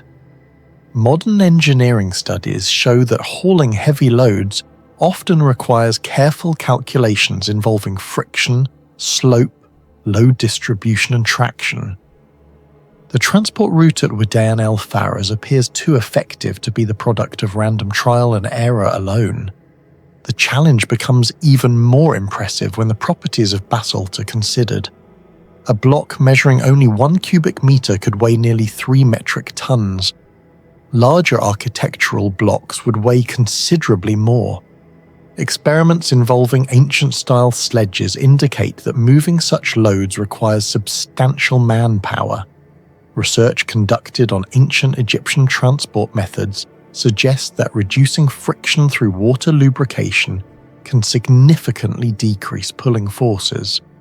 Famous tomb paintings show workers pouring water ahead of sledges carrying colossal statues.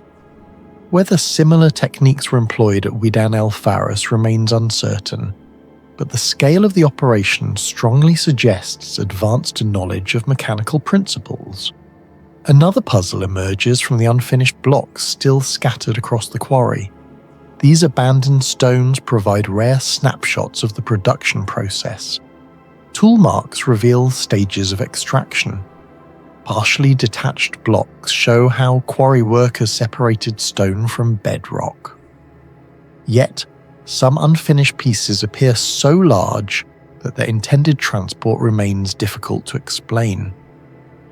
Their existence raises the possibility that engineers occasionally push technological limits beyond what available infrastructure could reliably handle. In some cases, abandoned blocks may represent failures. In others, they may reflect changing construction priorities or political disruptions. The archaeological evidence does not provide definitive answers. The transportation chain extended far beyond the desert road.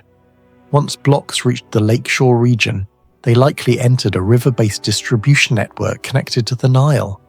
From there, stone could be shipped to royal building projects throughout Egypt. This process required coordination between quarry workers, transport crews, boat operators, administrators, and construction teams. The logistical complexity rivals systems associated with much later civilizations. Comparisons can be drawn with Roman imperial supply networks or the movement of granite from Aswan. Yet Wadain El Faras predates many of these examples by more than a millennium. The road itself also challenges traditional assumptions about the history of infrastructure. Historians often associate engineered roads with civilizations such as Rome, whose vast network eventually stretched over 400,000 kilometers. Wadain El Faras demonstrates that specialized transport roads existed far earlier. While much smaller in scale, the road's purpose was highly sophisticated. It was not built primarily for communication or military movement. It appears to have functioned as dedicated industrial infrastructure. In that sense, it resembles a prehistoric freight corridor designed exclusively for moving raw materials.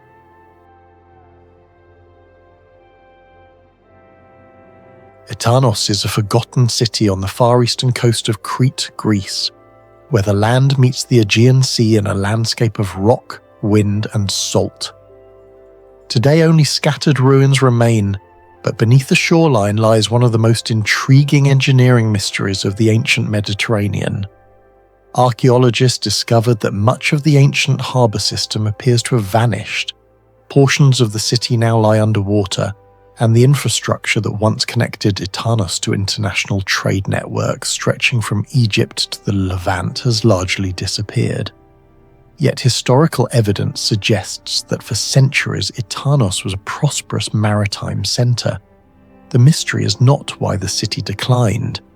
The mystery is how a coastal settlement built in one of the most geologically unstable regions of the Mediterranean managed to operate a sophisticated harbour, maintain water supplies, survive earthquakes, and sustain long-distance commerce without any of the technologies modern engineers consider essential. The ruins of Etanos attracted scholarly attention during the 19th century, but systematic archaeological investigations expanded significantly during the 20th century. Excavations revealed Hellenistic, Roman, and Byzantine occupation layers, imported ceramics from distant regions, monumental architecture, and evidence of extensive maritime activity. What researchers expected to find was a typical ancient port city. What they found instead was a puzzle. The economic evidence suggested a harbour of major regional importance. Yet, the physical remains of that harbour seem surprisingly limited. The discrepancy between what the city achieved and what survives today has become one of the site's most fascinating mysteries. The greatest enigma surrounding Itanos is the harbour itself. Ancient trade was impossible without maritime infrastructure. Merchant vessels crossing the eastern Mediterranean required safe anchorage, loading facilities, storage areas, repair capabilities, and protection from storms. Historical records and archaeological finds indicate that Itanos participated in commercial networks spanning hundreds and sometimes thousands of kilometers. Imported goods arrived from Egypt, Cyprus, and the Levant. Such activity implies a harbour capable of handling substantial maritime traffic. Yet much of that infrastructure has either vanished beneath the sea or remains unidentified. This creates an engineering paradox. Economic evidence indicates the existence of a highly functional port system, while archaeological evidence preserves only fragments of its physical structure. Modern researchers attempting to reconstruct the harbour face numerous unanswered questions. Where were the main breakwaters? How were docking facilities organised? What methods were used to protect ships from seasonal storms? Why do the surviving remains appear insufficient for the scale of commerce suggested by the archaeological record? The mystery deepens when underwater investigations are considered. Divers and marine archaeologists have identified submerged walls, structures, and architectural fragments offshore. Some features now lie below sea level despite having originally been constructed on dry land. Their existence suggests that significant geological changes occurred after construction. The challenge is determining precisely what happened. Did tectonic activity gradually lower portions of the coastline? Did earthquakes cause sudden subsidence events? Did long-term sea level changes slowly consume sections of the harbour? Or did multiple processes operate simultaneously over centuries? Crete sits near the boundary between the African and Eurasian tectonic plates, one of the most seismically active zones in Europe. Major earthquakes have repeatedly reshaped coastlines throughout the eastern Mediterranean. The famous earthquake of 365 CE generated a tsunami that affected regions across the Mediterranean basin. Geological studies indicate that portions of Crete experienced dramatic vertical land movements during antiquity. Some coastal areas were uplifted several meters while others subsided. Itanos may preserve evidence of similar processes, but reconstructing the exact sequence remains extraordinarily difficult. What makes this particularly fascinating is that ancient engineers somehow built a functioning maritime city within this unstable environment. Modern coastal engineers rely on satellite mapping, computer simulations, bathymetric surveys, and geological modelling to evaluate shoreline risks. Ancient builders possessed none of these tools. Nevertheless, Itanos operated successfully for centuries. The question is not merely how they constructed harbour facilities, it is how they identified suitable locations in the first place. The city's urban layout raises equally intriguing questions. Itanos occupies a narrow coastal zone constrained by hills and the sea.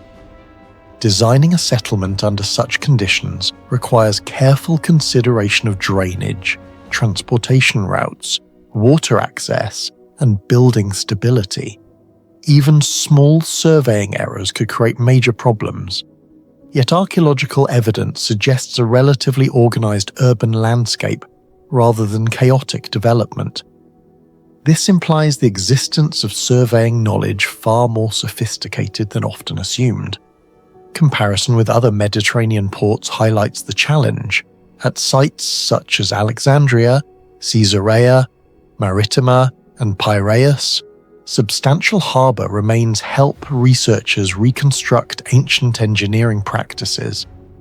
In Etanos, however, much of the critical infrastructure appears either destroyed, buried, submerged, or hidden beneath later deposits.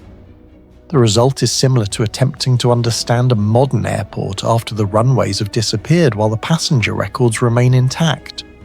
Water management presents another major puzzle. Eastern Crete experiences long dry periods and receives significantly less rainfall than many other regions of Greece. Sustaining a population of several thousand people would have required reliable access to fresh water. The challenge becomes even greater when one considers visiting merchants, sailors, livestock, workshops, and agricultural activity. Archaeological evidence points to cisterns, reservoirs, and water control systems, but the full network remains unclear. The mathematics of water supply reveal the scale of the problem. A population of only 3,000 residents consuming a modest 20 litres of water per day would require approximately 60,000 litres daily. Over a year, that equals nearly 22 million litres. Actual requirements were likely much higher when commercial activities are included. Such figures suggest an infrastructure system capable of capturing, storing, and distributing enormous quantities of water. Yet only fragments of that system survive. Some researchers suspect that the inhabitants exploited local groundwater resources and seasonal runoff with remarkable efficiency. Others propose that now vanished channels and collection systems once extended beyond the visible ruins. Whatever the answer, the surviving archaeological remains probably represent only a fraction of the original hydraulic network. Construction technology introduces another layer of mystery. Many walls at Etanos survived centuries of earthquakes, storms, erosion, and human activity. Crete experiences frequent seismic events, making structural resilience essential. Ancient builders lacked reinforced concrete, steel frames, and modern engineering calculations. Yet numerous structures endured long enough to leave recognizable remains after more than 2,000 years. This durability recalls engineering puzzles seen elsewhere in the ancient world. The polygonal masonry of the Andes, the earthquake-resistant foundations of certain Japanese castles, and the flexible stone construction found in parts of the Greek world all demonstrate that ancient builders often developed solutions through empirical knowledge, rather than theoretical science. Etanos may represent another example of such practical engineering wisdom. The problem is that the knowledge itself has vanished, leaving only the results behind. Modern ports depend on software, communication systems, logistics networks, and specialized infrastructure. Ancient ports depended on human knowledge performing similar functions. Every imported amphora, every foreign ceramic vessel, and every traded commodity discovered at Etanos serves as evidence of an invisible administrative system that archaeology can only partially reconstruct.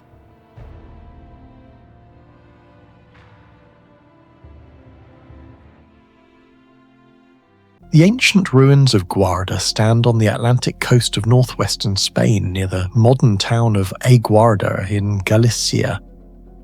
The site, known today as Santa Trega, was first brought to serious archaeological attention in 1913, when systematic excavations began, revealing hundreds of stone structures buried beneath vegetation on the slopes of Monte Santa Trega. Rising approximately 341 meters above sea level and overlooking the mouth of the Minho River where Spain meets Portugal, the settlement immediately challenged existing assumptions about Iron Age Europe. Archaeologists expected to find a modest hill fort. Instead, they uncovered evidence of one of the largest and most sophisticated Castro settlements ever discovered in the Iberian Peninsula.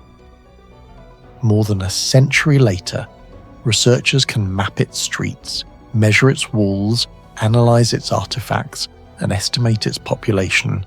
Yet some of the engineering knowledge that allowed this mountaintop city to flourish remains surprisingly difficult to explain. The first mystery begins with scale. Excavations have identified hundreds of circular and rectangular stone buildings spread across a vast area. Estimates suggest that at its peak between the 1st century BCE and the 1st century CE, Santa Trega may have housed several thousand inhabitants. This places it among the largest known settlements of the Castro culture. The challenge is understanding how such a large population functioned on a steep mountainside. Modern urban planners rely on surveying instruments, topographic maps, and engineering calculations to design settlements on difficult terrain. The builders of Santa Trega possessed none of these technologies, yet the settlement displays evidence of organized planning, carefully arranged residential sectors, circulation routes, and defensive zones integrated into the natural landscape. One of the most intriguing technological puzzles involves terrain modification. Monte Santa Trega is not a naturally flat plateau. Much of the settlement occupies sloping ground. Before houses could be constructed, large sections of the mountain had to be stabilized and reshaped.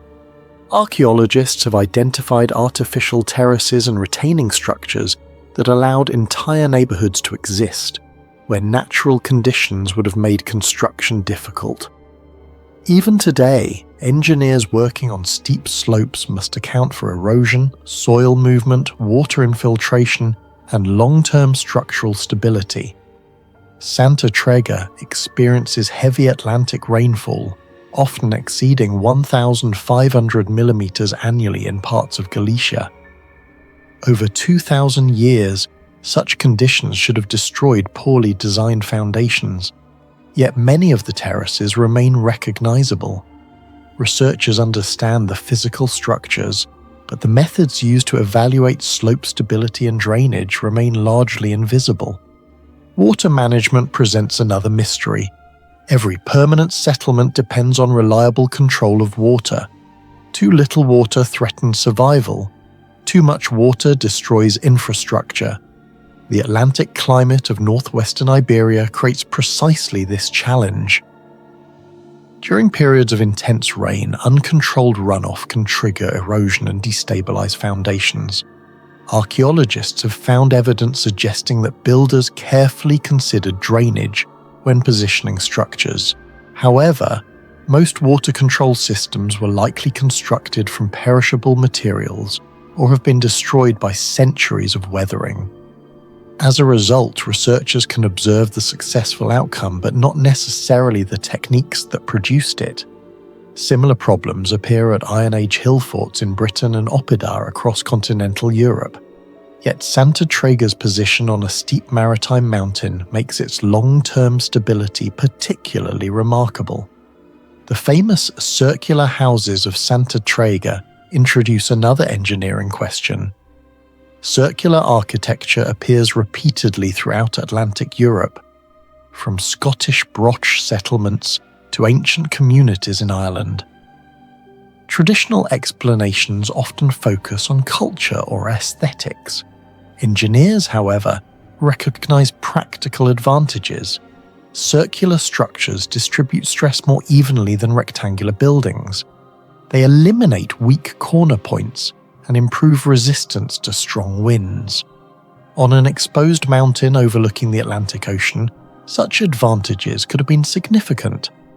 Wind tunnel studies conducted on circular structures in modern architecture demonstrate measurable reductions in pressure concentration compared with comparable square designs. Whether the inhabitants understood these principles theoretically is unlikely, yet generations of empirical observation may have produced architectural solutions that effectively exploited aerodynamic advantages without formal scientific knowledge. Construction logistics raise equally difficult questions. The settlement required enormous quantities of stone. Even conservative estimates suggest that thousands of tons of material were extracted, transported, shaped, and assembled. Modern calculations of labour investment at comparable Iron Age sites indicate that constructing a medium-sized stone dwelling could require hundreds of person-days of work. Multiplied across hundreds of buildings, the total labour requirement becomes immense. There is no evidence of cranes, metal-lifting machinery, or advanced transport systems. Every stone had to be moved using human and animal power. This implies an organisational capacity far greater than the stereotype often applied to prehistoric societies. Researchers continue to debate whether construction occurred gradually over generations, or whether centralised leadership coordinated major building phases. The defensive system presents another puzzle. Santa Trega occupies a naturally strong position overlooking critical maritime and riverine routes. Archaeological evidence indicates the presence of walls and controlled access points. The mountain commands extraordinary visibility across the surrounding region. On clear days, observers can monitor coastal approaches, river traffic, and movement across the landscape. Some researchers have proposed that settlements throughout the region may have formed interconnected observation networks capable of transmitting information through smoke signals, fires, or reflected light. Similar signalling systems are historically documented in many parts of the world, including Roman frontier defences and medieval beacon chains. Yet proving such a network archaeologically remains extremely difficult. The geography strongly suggests the possibility, but direct evidence remains elusive. Trade introduces another layer of complexity. Excavations have recovered imported Roman materials, indicating that Santa Trega participated in wider economic networks extending far beyond Galicia. The settlement occupied a strategic location near the Minho estuary, one of the most important natural corridors in northwestern Iberia. Goods moving between inland communities and Atlantic maritime routes could pass through this region. Successful participation in such networks required more than roads and boats. It required systems of storage, accounting, exchange, scheduling, and security.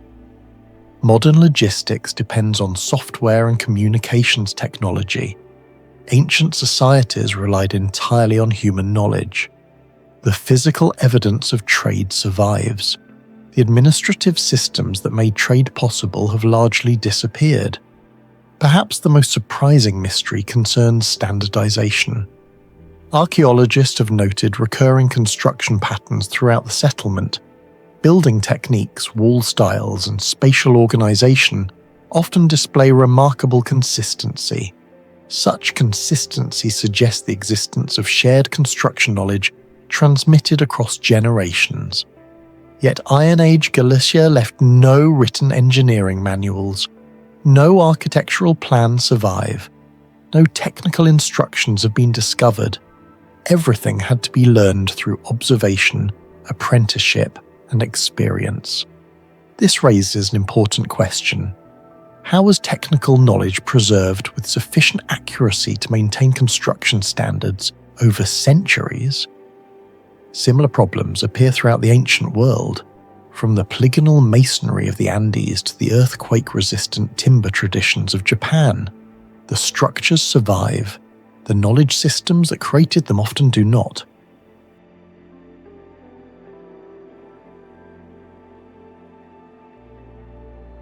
Madauros was discovered by modern archaeologists in the highlands of northeastern Algeria near the modern town of Madaurok, roughly 100 kilometers south of the Mediterranean coast. Scattered Roman ruins had long been known to local inhabitants, but systematic investigations during the 19th and 20th centuries revealed something far more remarkable: the remains of a sophisticated city that flourished on the edge of the Roman Empire. Archaeologists uncovered a theatre, baths, temples, paved streets, reservoirs, and extensive residential districts. The structures themselves were impressive, but the deeper mystery emerged when researchers began asking a simple question. How did a large urban centre sustain itself in a region with limited water resources, variable rainfall, and no major river nearby? More than 1,700 years after its peak, Madaros continues to challenge historians because many of the engineering systems that supported urban life remain only partially understood. Madaros occupied an important position within Roman North Africa, a region that became one of the empire's most productive agricultural zones. During the first centuries CE, North Africa supplied enormous quantities of grain and olive oil to the city of Rome. Some estimates suggest that provinces across the region contributed millions of tons of agricultural products over several centuries. Yet, successful agriculture required stable infrastructure, reliable water management, and careful environmental adaptation. Madaros existed within this network, but unlike cities situated along major waterways, it depended on technological solutions that are still difficult to reconstruct in detail. The most significant mystery concerns water. Modern satellite imagery, excavation reports, and topographic surveys indicate that the city possessed large public baths, fountains, reservoirs, and drainage systems. Roman baths were extraordinarily water-intensive. Even a medium-sized bath complex could consume hundreds of thousands of litres of water per day. Cities such as Rome, Carthage, and Caesarea relied on massive aqueduct systems stretching tens or even hundreds of kilometres. Madaros appears to have achieved similar urban functions without access to such obvious natural advantages. Archaeologists have identified cisterns and evidence of water collection infrastructure, but the full hydraulic network remains unknown. Some researchers suspect that substantial portions of the system remain buried beneath later deposits or were dismantled during centuries of reuse. The surviving evidence demonstrates that the water arrived. What remains unclear is exactly how engineers guaranteed sufficient supply during prolonged dry seasons. This challenge becomes even more intriguing when compared with other ancient settlements. Petra in modern Jordan developed sophisticated runoff collection systems capable of capturing seasonal floods. The Nabateans transformed an arid landscape into a thriving urban centre through channels, reservoirs, and dams. Similarly, the inhabitants of Madaros appear to have mastered local hydrology, yet the precise methods used to balance seasonal variability remain uncertain. Unlike Petra, where many hydraulic structures remain visible, much of Madaros's infrastructure has disappeared, leaving only fragments from which researchers must reconstruct the larger system. Another unresolved question involves surveying technology. The city exhibits the characteristic planning principles found throughout the Roman world. Streets align with remarkable consistency. Public buildings occupy strategically organized locations. Drainage channels follow carefully calculated gradients. Today, engineers accomplish such tasks with GPS receivers, laser levels, and digital mapping systems. Roman surveyors relied on instruments such as the chroma and chorobots. These tools were ingenious but mechanically simple. Nevertheless, Roman cities across thousands of kilometers frequently achieved levels of geometric precision that continue to impress modern researchers. At Madaros, the layout suggests advanced understanding of slopes, water flow, and spatial organization. The mystery is not whether Roman surveyors were skilled. The mystery is how such accuracy was consistently achieved across generations with limited technology and without the mathematical frameworks used by modern engineering. The city's construction materials introduce another layer of uncertainty. Many surviving walls remain standing despite nearly 2 millennia of weathering. North Africa, experiences significant temperature fluctuations, seasonal rainfall, erosion, and occasional seismic activity. Yet portions of Medauros continue to endure. This durability echoes one of the most famous technological puzzles of the ancient world, Roman concrete. Scientific studies published during the 21st century revealed that certain Roman concretes contained self-healing properties generated through chemical interactions involving lime clasts and mineral-rich aggregates. Researchers examining harbour structures in Italy have identified mineral formations that strengthened concrete over time rather than weakening it.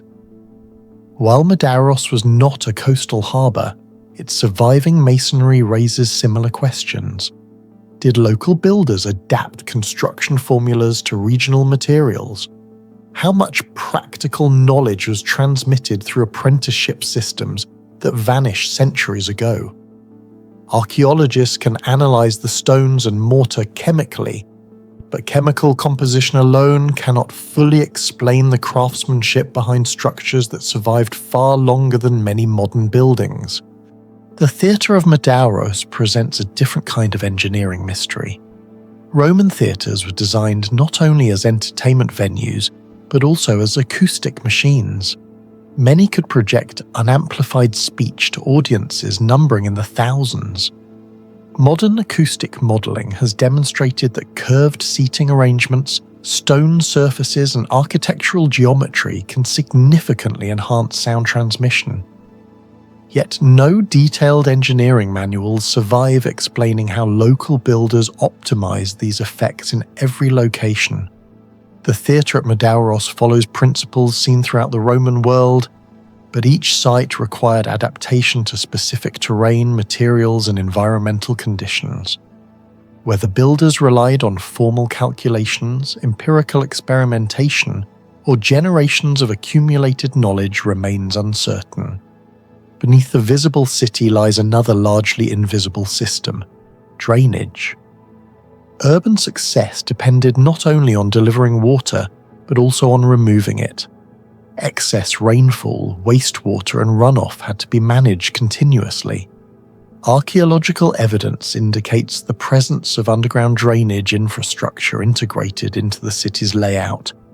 Such systems required precise gradient control.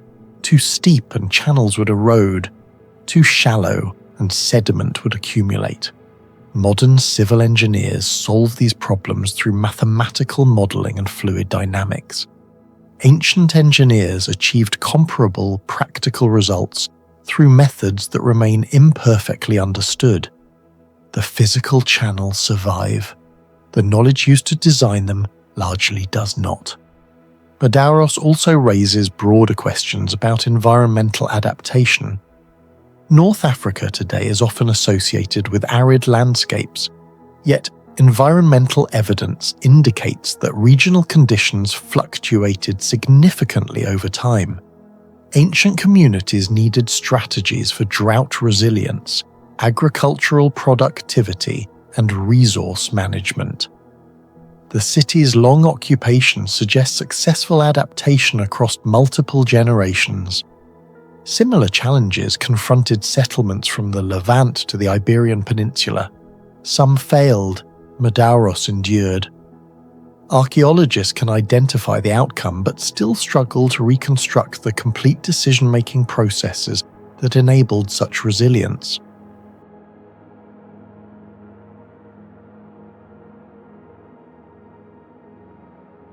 Along the southwestern coast of modern Turkey, near the Mediterranean shoreline of ancient Lycia, lie the remarkable ruins of Patara, once one of the most sophisticated cities of the ancient world. Beneath sand dunes and marshland, archaeologists uncovered a massive harbour, a parliament building, aqueducts, warehouses, monumental gates, and the remains of what is believed to be the world's oldest known Roman lighthouse. Yet the greatest mystery of Patara is not what survived. It is the technological knowledge that disappeared. The city flourished for more than 1,000 years, serving as the principal port of Lycia and later one of the most important maritime centres of the Roman Empire. Today, researchers can map its streets and analyse its stones with lasers and satellite imagery. But many of the engineering systems that allowed Patara to function remain only partially understood. Patara's greatest puzzle begins with its harbour. Ancient writers described it as one of the busiest ports in the Eastern Mediterranean. The city occupied a strategic position connecting maritime trade routes between Egypt, Greece, the Levant, and Anatolia. Yet modern visitors find no active harbour. Instead, the ancient waterfront lies several kilometres inland. Geological studies show that sediment carried by the Xanthos River gradually filled the harbour basin over centuries. This process is understandable. What remains difficult to explain is how Patara maintained a functioning port for so long despite this constant threat. Harbour silting destroys maritime infrastructure worldwide. Even modern ports require expensive dredging operations using industrial machinery. Ancient Patara appears to have remained operational for centuries. Researchers suspect large-scale dredging, channel management, or hydraulic interventions may have been employed, but direct evidence remains limited. If such systems existed, they would represent a level of environmental engineering comparable in complexity to the harbour maintenance programs later seen at Roman Portus near Rome. The harbour raises another logistical mystery. During its peak under Roman rule, Patara likely handled thousands of tons of cargo annually. Grain, olive oil, wine, marble, timber, metals, and luxury goods moved through its docks.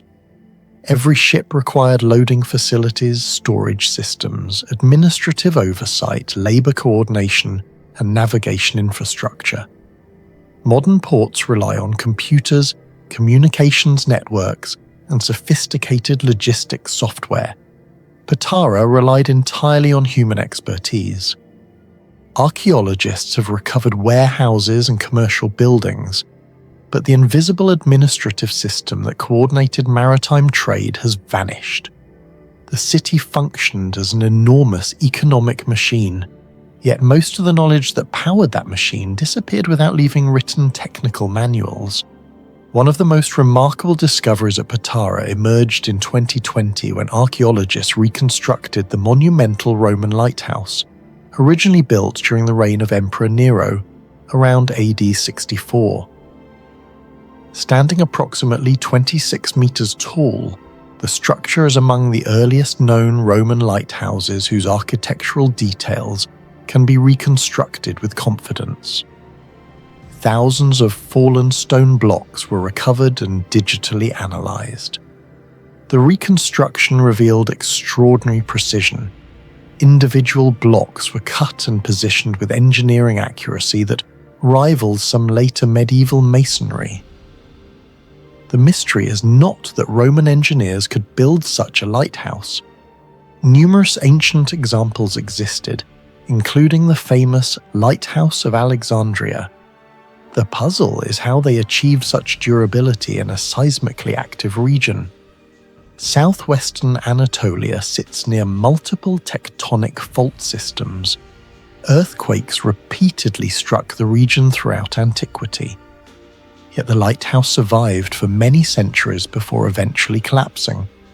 Structural analysis suggests sophisticated load distribution through interlocking stone courses.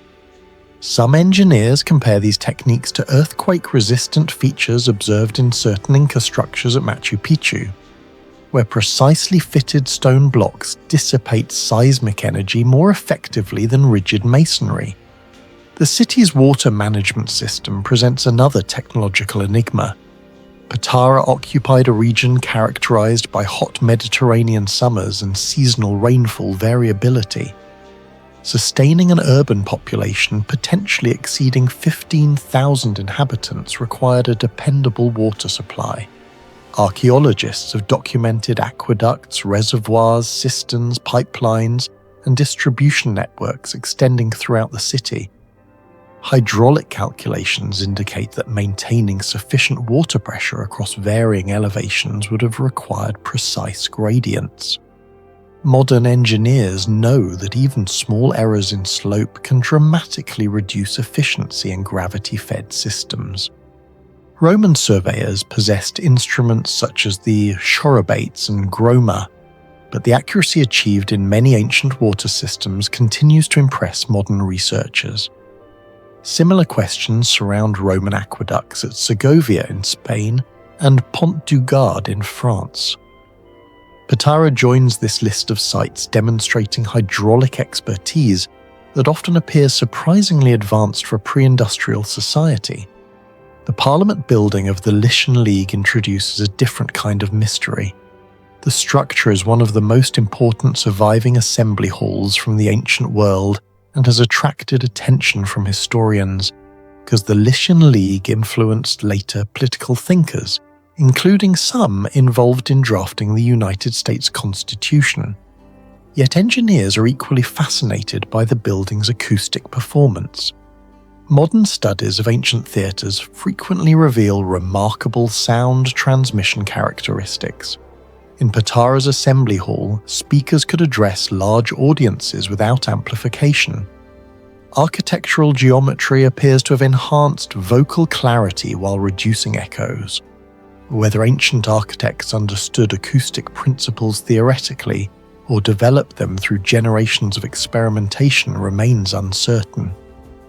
Similar questions arise at Greek theatres such as Epidaurus, where whispers can reportedly be heard dozens of meters away under favourable conditions. Another unresolved question involves construction logistics. Patara contains thousands of tons of stone architecture. Monumental gates, temples, public baths, warehouses, administrative buildings, and defensive structures required vast quantities of material. Quarrying, transporting, shaping and assembling these stones demanded enormous labour resources. Experimental archaeology demonstrates that moving multi-ton stone blocks without modern machinery is possible. The challenge lies in efficiency. Patara's construction program extended over centuries and involved repeated urban expansion. Researchers estimate that some public buildings required the placement of hundreds or even thousands of precisely cut blocks. Comparable challenges were faced at Baalbek in Lebanon, where some stones exceeded 800 tons, and at the Roman harbour of Caesarea Maritima, where massive construction transformed an exposed coastline into an artificial port. Patara may not match those projects in scale, but its cumulative engineering achievements suggest highly organised construction systems whose operational details remain poorly understood. The city's relationship with sand creates yet another mystery. Large portions of Patara gradually disappeared beneath shifting dunes. Ironically, the same natural processes that buried the city also help preserve it. Archaeologists continue uncovering structures concealed for centuries beneath layers of windblown sediment.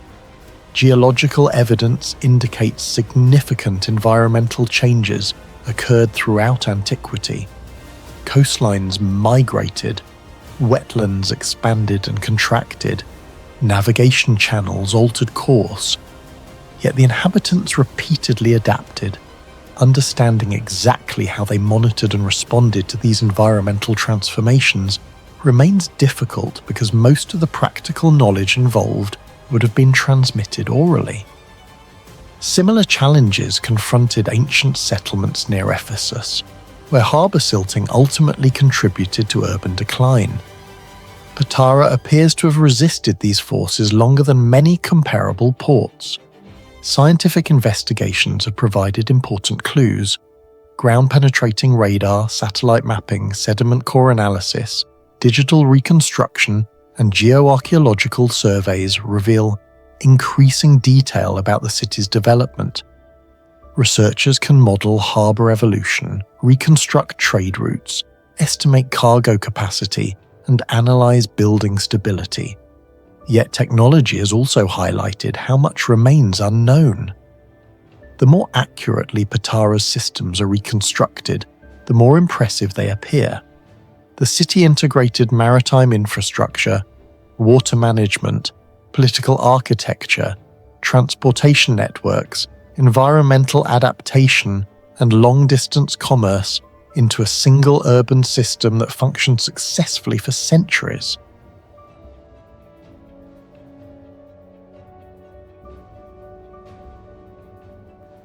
The ancient port of Kentrei is located on the Saronic Gulf, about 8 kilometers east of Corinth in Greece.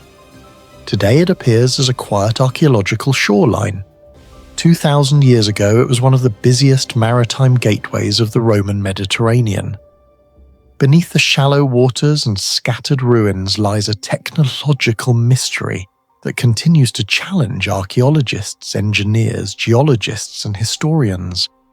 Kentrei was not merely a harbour, it was an enormous logistical machine that connected the eastern Mediterranean to mainland Greece, handling cargoes from Egypt, Asia Minor, Syria, and beyond. Yet many of the engineering systems that made this possible have vanished, leaving behind questions that modern research can only partially answer. The modern rediscovery of Kentrei began during archaeological investigations in the 20th century, particularly through excavations conducted by the University of Chicago and later underwater surveys. What initially appeared to be ordinary harbour remains soon revealed something extraordinary.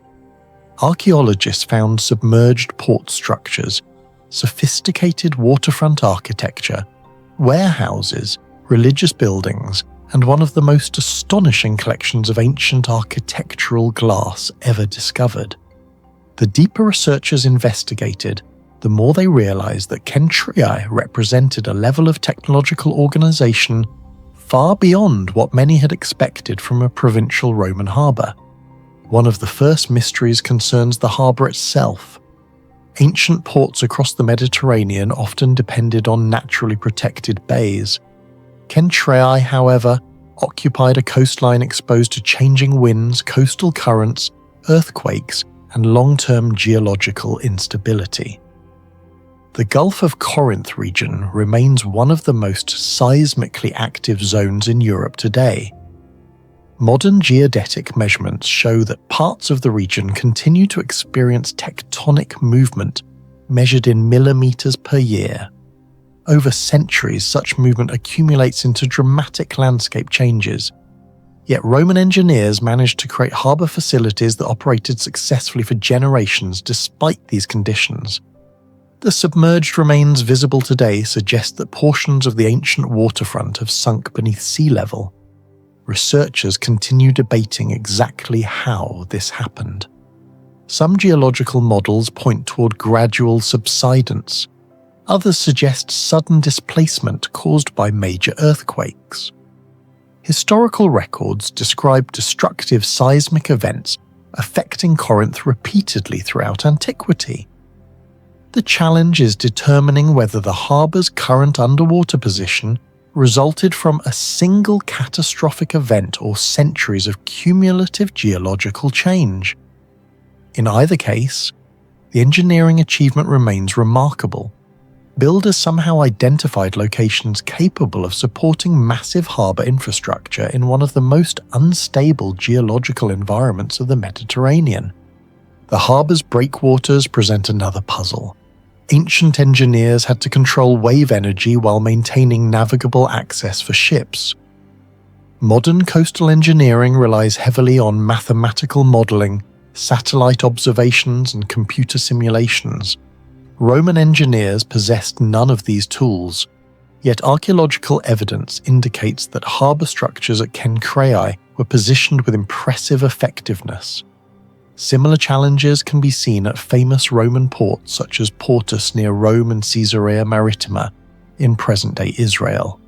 However, each harbour faced unique local conditions. The fact that Kentrei functioned successfully suggests a sophisticated, practical understanding of coastal dynamics that was never formally documented. The mystery becomes even deeper when examining the economic scale of the port. Corinth occupied a strategic position near the Isthmus of Corinth, the narrow land bridge connecting mainland Greece to the Peloponnese. Ancient sources describe the transport of ships and cargo across this isthmus through the Diolkos, a paved route that allowed vessels to avoid the dangerous circumnavigation of southern Greece. Kentriai served as the eastern maritime terminal of the system.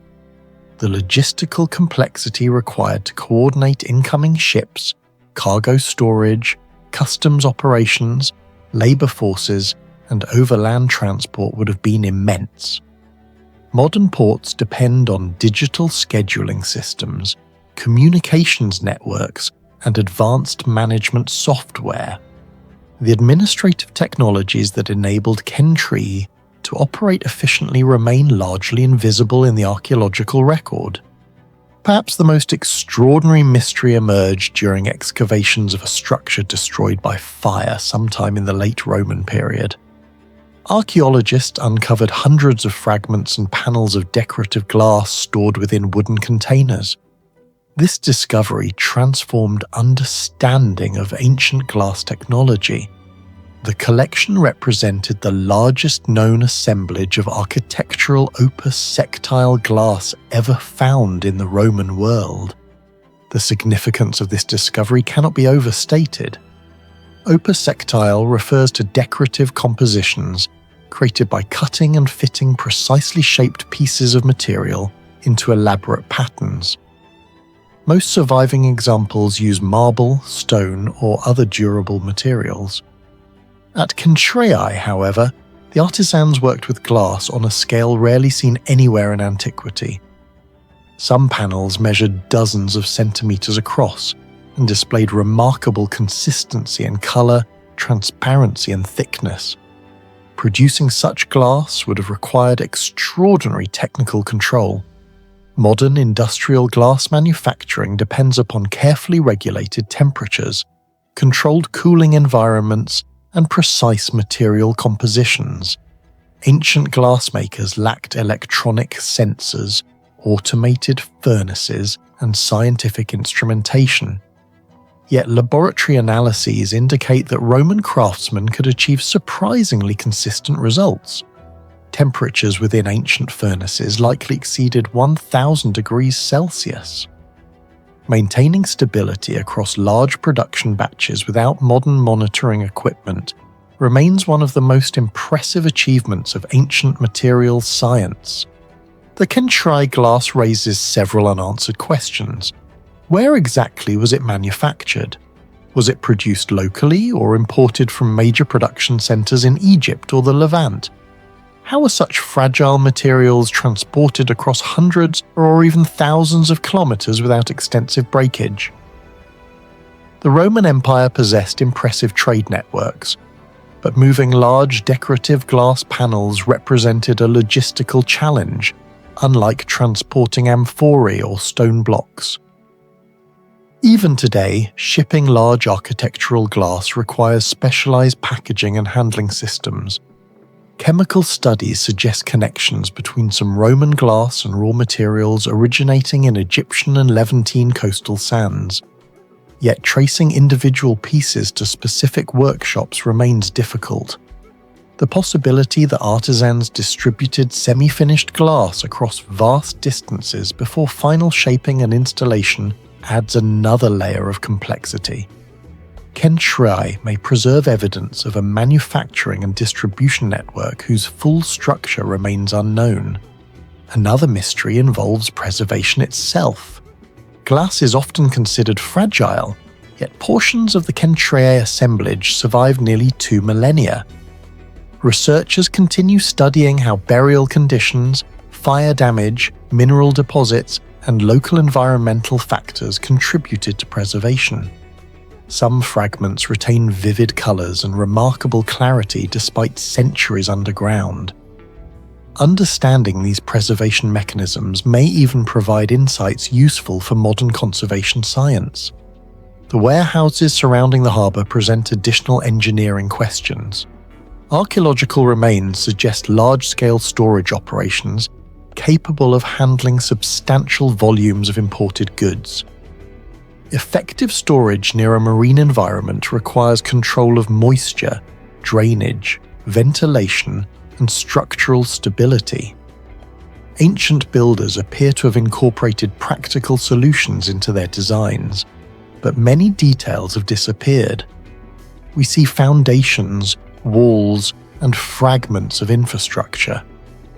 We rarely see the complete environmental management systems that once protected valuable cargoes. Water management at Kentra remains partly unexplained. The port needed reliable fresh water for sailors, merchants, residents, and maintenance. Evidence of cisterns and hydraulic systems shows careful planning, but the full network is still unknown. Like other Roman engineering works, the surviving structures reveal impressive skill while hiding many operational details.